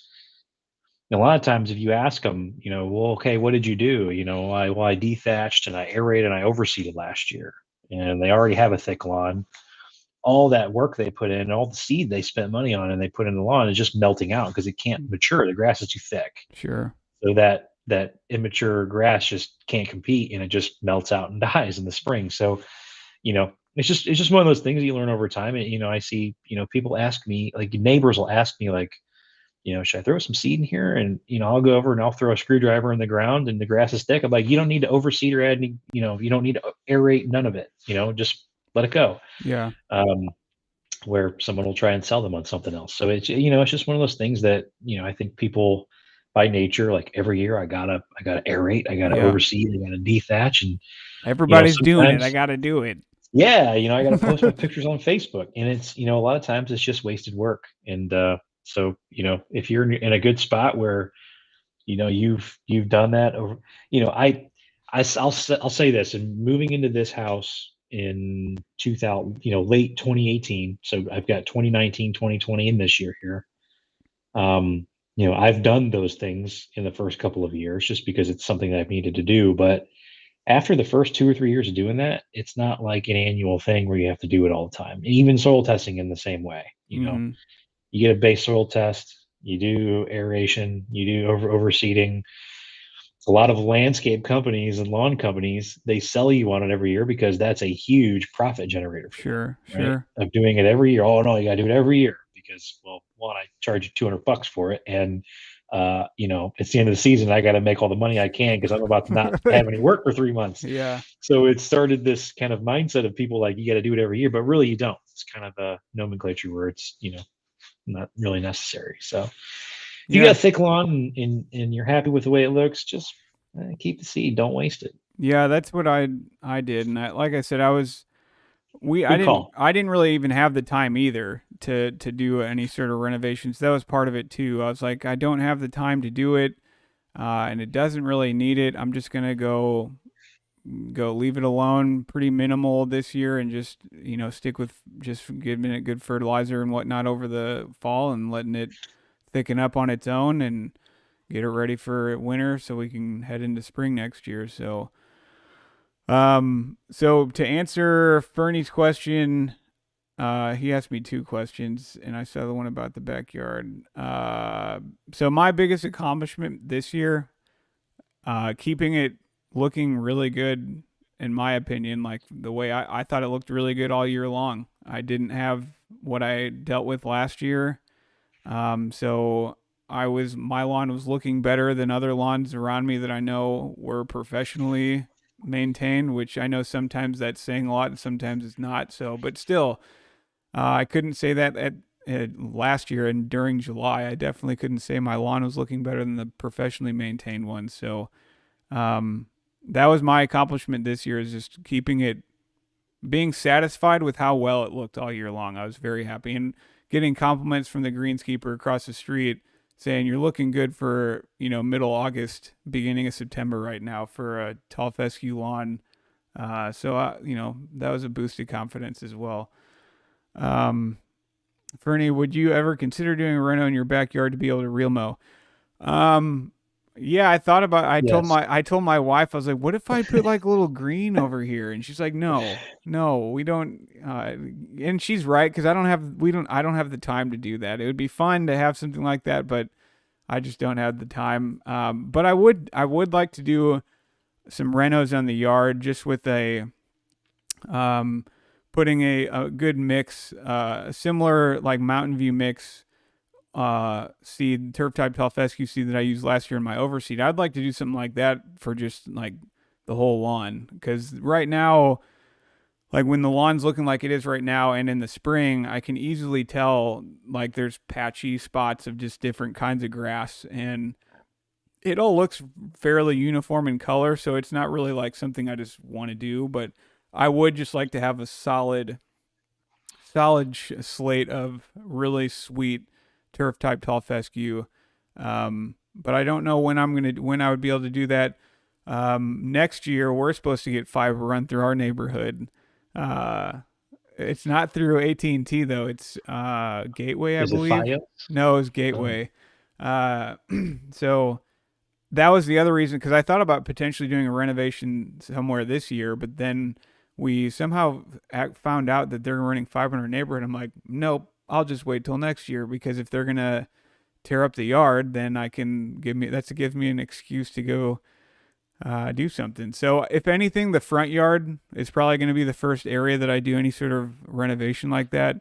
The backyard would be the last place, because we want to do a lot of landscape stuff. Like we want to get a bigger patio poured back there and just additional landscaping. So I don't plan on doing anything like that to that yard until I know all that stuff's finished, because it's otherwise it's going to get torn up anyway. So I can attest to that. It most definitely will, yeah. especially if you're getting flat work done with concrete, Yeah, for so sure. my front or the side yard, I would want to do the renovation. The side yard would just be a bare, because it's a half my yard. So but the backyard plays a part into the front yard, or the side yard plays a factor into the um, backyard, because whenever we have work done back there, the equipment's going to be going through that side yard. So those two, as far as like ever renovating it, if I ever get that opportunity, would kind of go hand in hand on when all that stuff's done, if we ever can get that done. So Having that corner lot is crucial. That's it's kind of like you've got $200 views. Your side yard it looks nice. I've mowed that. It's a great looking piece of lawn, and then you got your front yard too, which looks really great. You might be able to play around with your backyard a little bit because it's within the fence. You may be able to try some things in there. Try some seed trials and see what you like, and try it back there. I know what you're feeling when you say in the spring you noticed you've got these patches that wake up a little faster than others, and it's just kind of the over the top lawn type of people that we are. It bothers us way more than it should, yeah, because it's all gonna just wake up eventually, right. right? And it's all gonna look good. But that's what bothered me about the backyard, is that it was two different colors, and I didn't kill everything off. I didn't have a choice. I my backyard gets used too much to turn it into a mud pit. So you could try, and what I did is I just went out there with the scarifier, or the dethatcher, even though it doesn't dethatch anything. You know what I'm saying? I went back there and I just completely, pretty much decimated the backyard with that thing, just to thin it out as much as I could, and then I overseeded with it. So um, that may be something you could try without doing a total kill off. I don't think at this point, you mentioned your goals for the year. I think going into next year with 4 kids, your goal might be just to mow the lawn, once or twice Yeah, a week, finding time. doing what I did this year with the Yeah, lawn is, if I can do that next year, great. yeah, just finding the time to do it. Yeah, I'm with. I only have 2 kids, and I struggle with managing time to do all the things I want to do, and that's just part of life. Is sometimes, hey, the lawn's gonna have to take a back seat. Family's more important, and so be it. yeah, yep, yeah. I mean, so that's one I should probably. That'd be a cool thing to do. Is like do some test areas, maybe like 500 feet worth of a tall fescue mix that I think I want to do, and then just kind of learn. because I've never done a full kill off and renovation like that, so it'd be a learning process doing it in a very small patch like that. Probably be a good idea to do that, but that's just not me. Generally, I just want to be like, nope, let's go all Full at it. bore. You're jumping in with 2 feet. Yeah, yeah. Yeah. Yeah. I've been there. Yeah. So, um, well, yeah, I don't like you. I don't really have any major plans for this come or next year.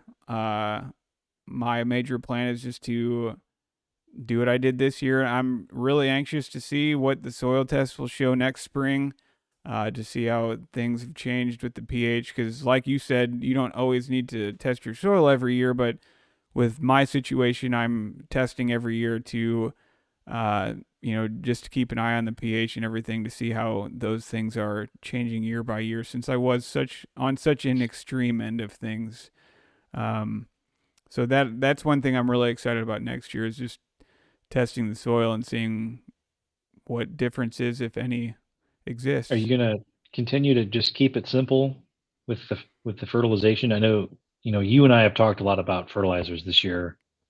And we have a very similar approach to, the inputs, with the sulfate of potash, the 0050 Mm-hmm. sulfate of potash, and whether it's ammonium sulfate or urea, if you don't need any phosphorus, if you don't have a brand new lawn that's kind of hungry for phosphorus, that's really all you need. And that's, I mean, I'm in the kind of the same boat as you, where you buy those particular nutrients by themselves, and you've got 2 or 3 years worth of nutrients, for your lawn, that you don't have to go out and buy, Yep.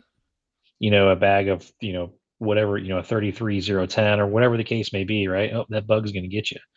Um, I I guess we're kind of going off in a different direction here, but I like the fact that I can pretty much customize what I'm applying to my lawn at any given time, Sure. because the fertilizer ingredients on the bag aren't as intimidating as everybody thinks that they are. You look at it and you see derived the nitrogen is derived by ammonium sulfate, or ammoniacal nitrogen, or urea, or whether that's a slow release urea, right? It's it's nitrogen is nitrogen. You definitely want the sulfate of potash over the muriate of potash. But if you don't need phosphorus, you can buy the AMS, you can buy the urea, you can buy the SOP, and pretty much apply it whenever you need it. And you don't have to buy an individual bag of fertilizer to kind of get your needs. If you're not comfortable doing that kind of stuff, by all means, just Yeah. go to the big box store and buy a bag of whatever you need. But um, that's kind of when it clicked for me, is that, it's so basic that I can literally just buy, what nutrient I need by itself, and Yeah. then I can go in and kind of mix it on its own, and get what I want to do depending on the time of year. Because in the fall here on the cool season grass in the Midwest, we want most of our nitrogen in the fall, so I can modify what I'm applying in the fall, opposed to like a spoon feeding program, or if I'm going to put anything down in the spring, and just kind of mix it up a little bit. Yeah. I mean, that's what I plan on doing again next year is just buying the sprayable AMS that I've been using, um, and really just going at it that way. I don't. I know it's like everybody wants to try something new or use X, Y, or Z product and stuff like that, and part of me wants to do that, but part of me is like, well, is it worth it? Like, I got this $15 bag of AMS from Rural King that's gonna last me a long time, and it's really cheap per application. I think I'm just gonna stick with this because the lawn's looking great. So yeah, I mean that's really what I that's what I plan on doing.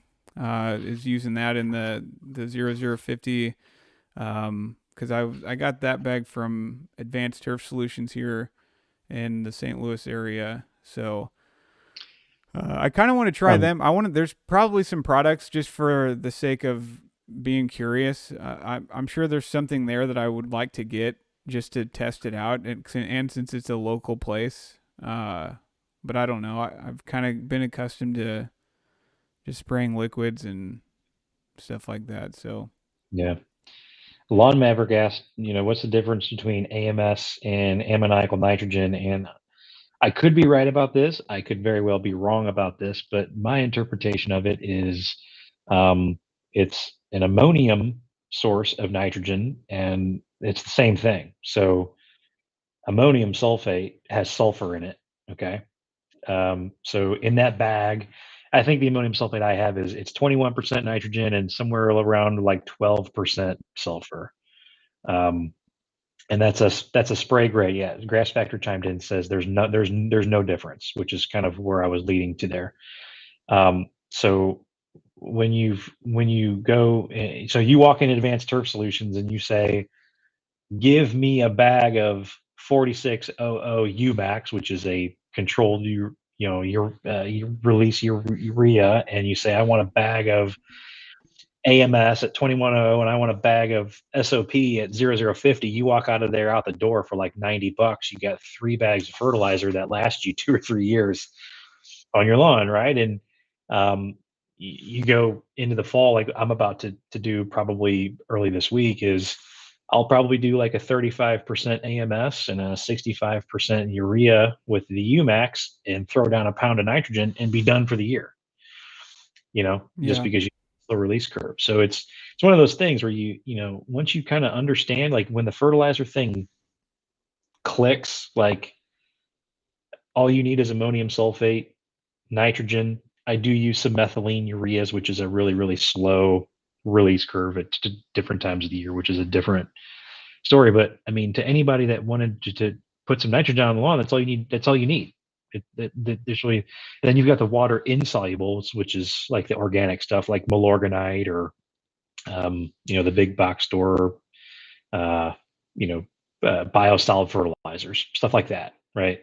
Um, which is, you buy those on their own, but I mean, just get some urea, get some AMS, go out and load it up and spray it, or you can spread it. You can do either way. You can spread it granular, or you can dissolve it down and spray out of a backpack sprayer, which is what I like to do.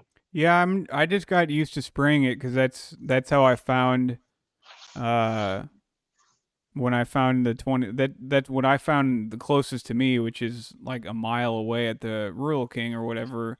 That's what I found, and I was like, all right, well, this is what I'm going to use because this is what's available to me. It's easy, I know where it is. So I never spread it via spreader. I just always have sprayed it, and that's just kind of what I've gotten used to and comfortable with. When I spread stuff with my spreader, I don't know, it doesn't feel as gratifying to me as I like to spray. yeah. I'm with you. I'd much rather spray. It's more And time consuming for sure. Like I like the quickness of using a spreader.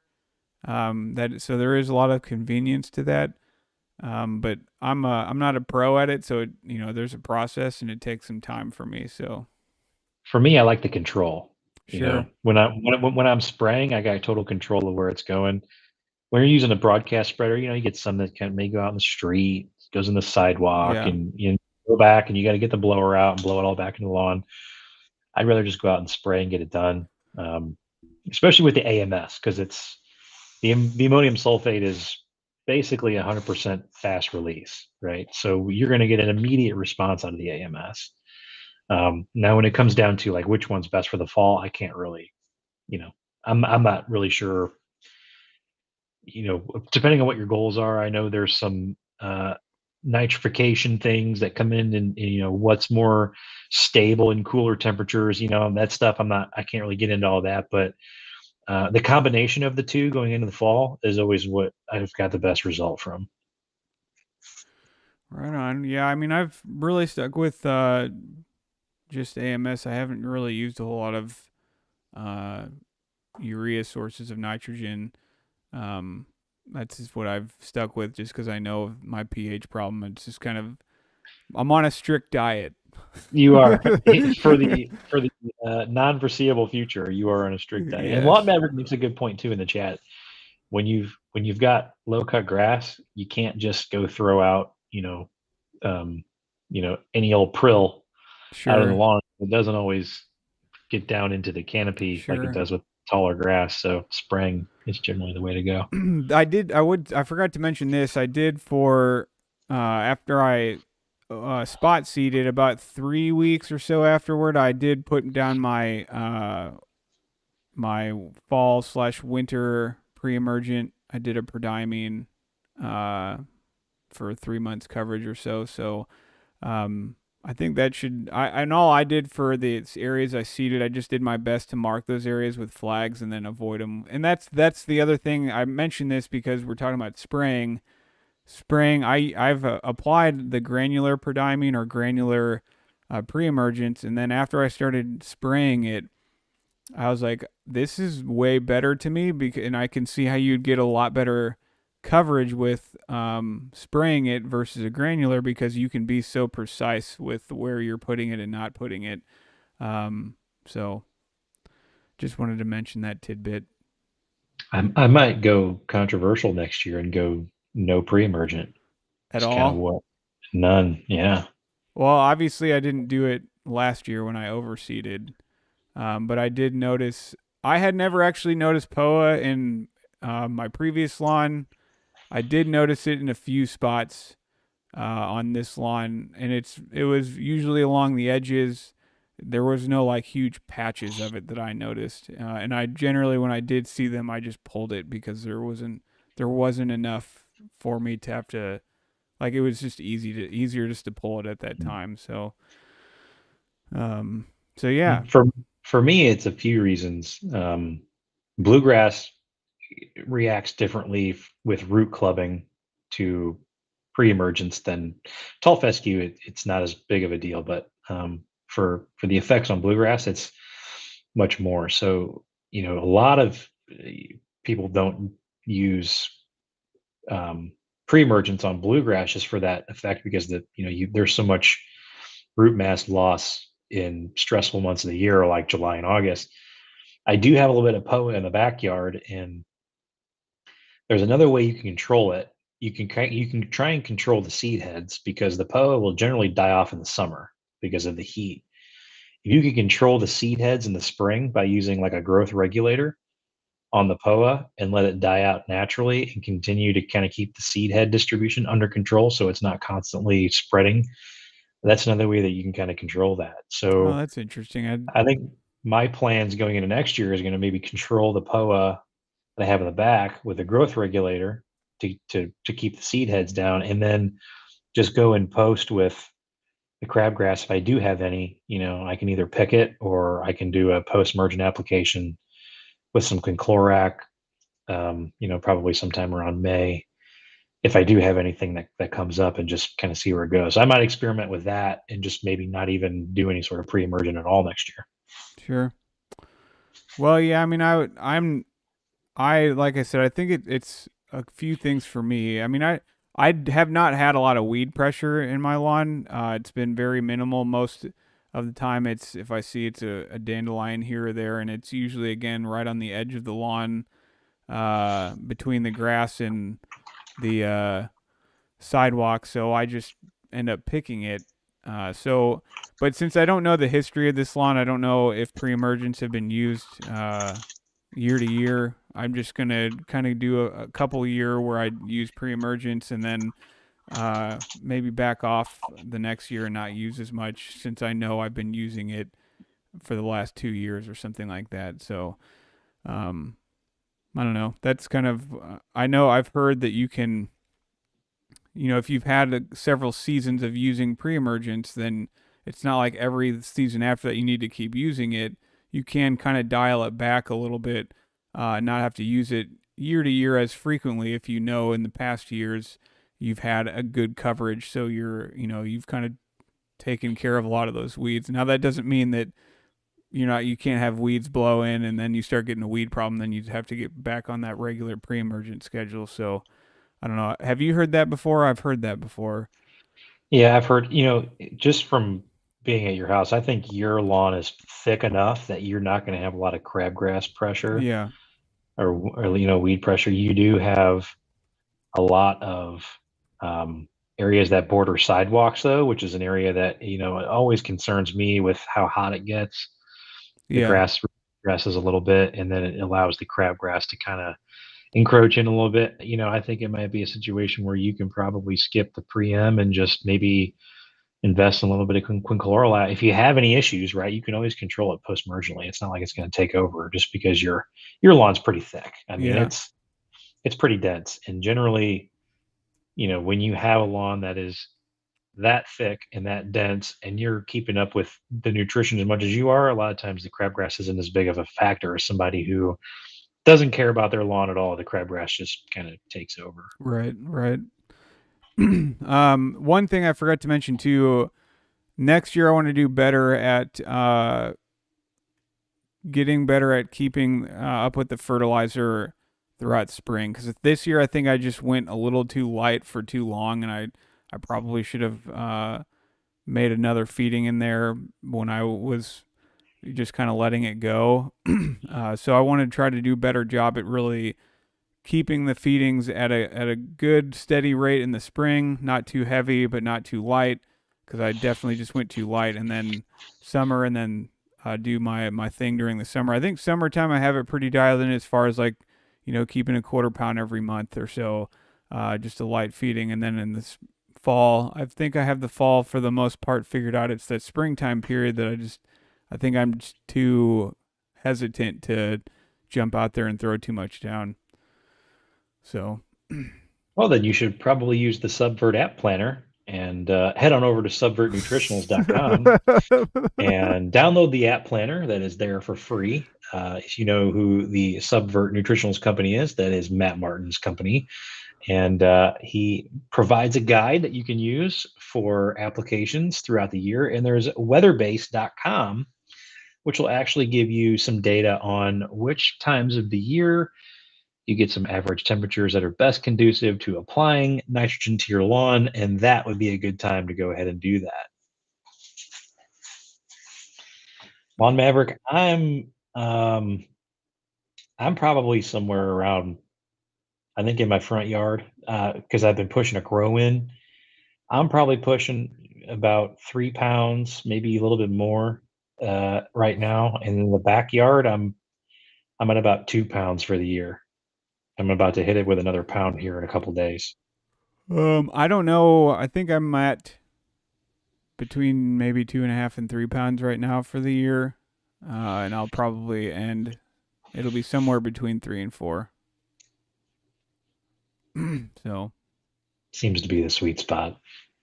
About 4 pounds. Call it good. Always comes out of spring looking great at 4 pounds. yeah. So, well, I don't have anything else to cover unless you do, Brandon. I think I'm good, man. I think I'm good. We've Y- talked about a lot. Yeah. We kind of This was encapsulated our 2021 here. this Talked was about a lot of really good.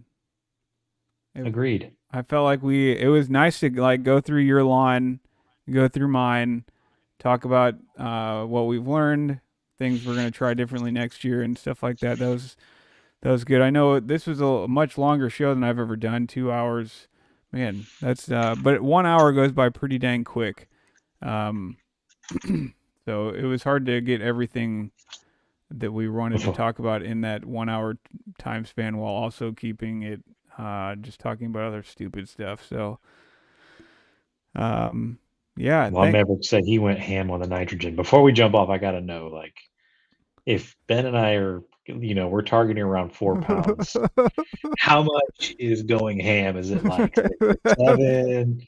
Um, just curious. We'll kind of stick around till we see the answer. But yeah, I completely agree, Bennett. Each year is different, right? Every year has its own set of challenges. No 2 years are exactly the same. Weather conditions are always changing. Our lives are always changing. Our families are always growing. And, those are all factors that get thrown into, how things turn out for us in the lawn. And in the end, it's just grass. It's yeah, on the grand scheme of things, it's pretty low on the totem pole of what's important. And you know, good thing is if you kill it, you can always grow it back, yep, right? yeah, And that's right. give it some of that lawn maverick nitrogen, go in at about 7-8 pounds per thousand for the year and call it good. Yeah. Well, and that's yeah, that talking about like everything going on and having just a ton of stuff. Like this year, I just want everybody's we only have 12 peoples, but uh, I cut the videos back quite a bit. He did respond. He said Paul's prime cut Six says pounds. 4 to 6. That's throwing it down. Yeah. I mean, I that's don't. a I know. I've always heard 4. Around 4 is generally a good number to stick to, but I don't. I can't say like. if you're pushing a grow in, if you got a new lawn and you're pushing a grow in, you can go over 4. It's fine. The only reason I don't, and I know we're starting, we were trying to sign off, and I'm going on a Oh tangent no, you're again, but fine. You're fine. um, the reason I don't put down that much nitrogen is because I don't want more top growth than root development at certain times of the year. Sure. So that's really why I kind of stick to 4. I think 4 is a good base number. You get an even amount of top growth. You get an even amount of root development. I want the energy being spent on throwing roots down, going into winter. Sure. It could be. I mean, Paul's prime cuts. He's in North Carolina. His season could be completely different. I know they got a longer season there, and I don't know what dormancy is like. So That's true. I um, didn't think about that. Especially the dormancy aspect. I don't know what their winters look like there, so yeah, um but yeah, I just wanted to say to all the people that support and watch the stuff on my channel, this year's been just a weird year for me. A lot of things going on with the family.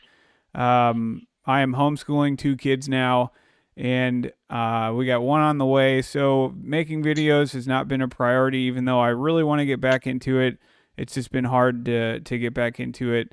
Because when I have the time, I generally just want to go lay down or take a rest and have some me time rather than go sit in front of a camera. So I do miss it. I miss making videos, and hopefully I can make a couple this fall before the season really wraps up.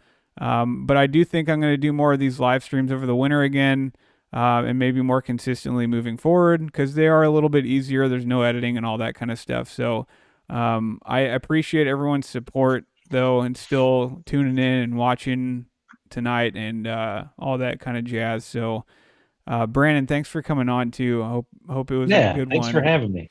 We This was need kind of spontaneous. We just said, well, you want to do a live stream? yeah. Yeah, we can do a live Yeah. stream. Why Yep. not? And Vito says we should do this more. Vito actually sent me an email. He's got a new Kentucky bluegrass lawn, so Okay. I'm going to try and coach Vito through some of the things that worked for me and things that obviously didn't work. So I'll be looking forward to that. But yeah, thanks for having me on, Ben. I love catching up with you. We need to get out and play a round of golf. We've been talking about it all year. Hasn't happened. So we need to get out and do that whole thing, and we'll be catching up here. For sure. Well, you guys have a great night, a great weekend, and enjoy the Sunday. And hopefully, you're having some great fall weather. You guys have a great fall and a great remainder of the fall. And we'll catch you on the flip side. Thanks, guys. Thanks, everybody. Have a good one.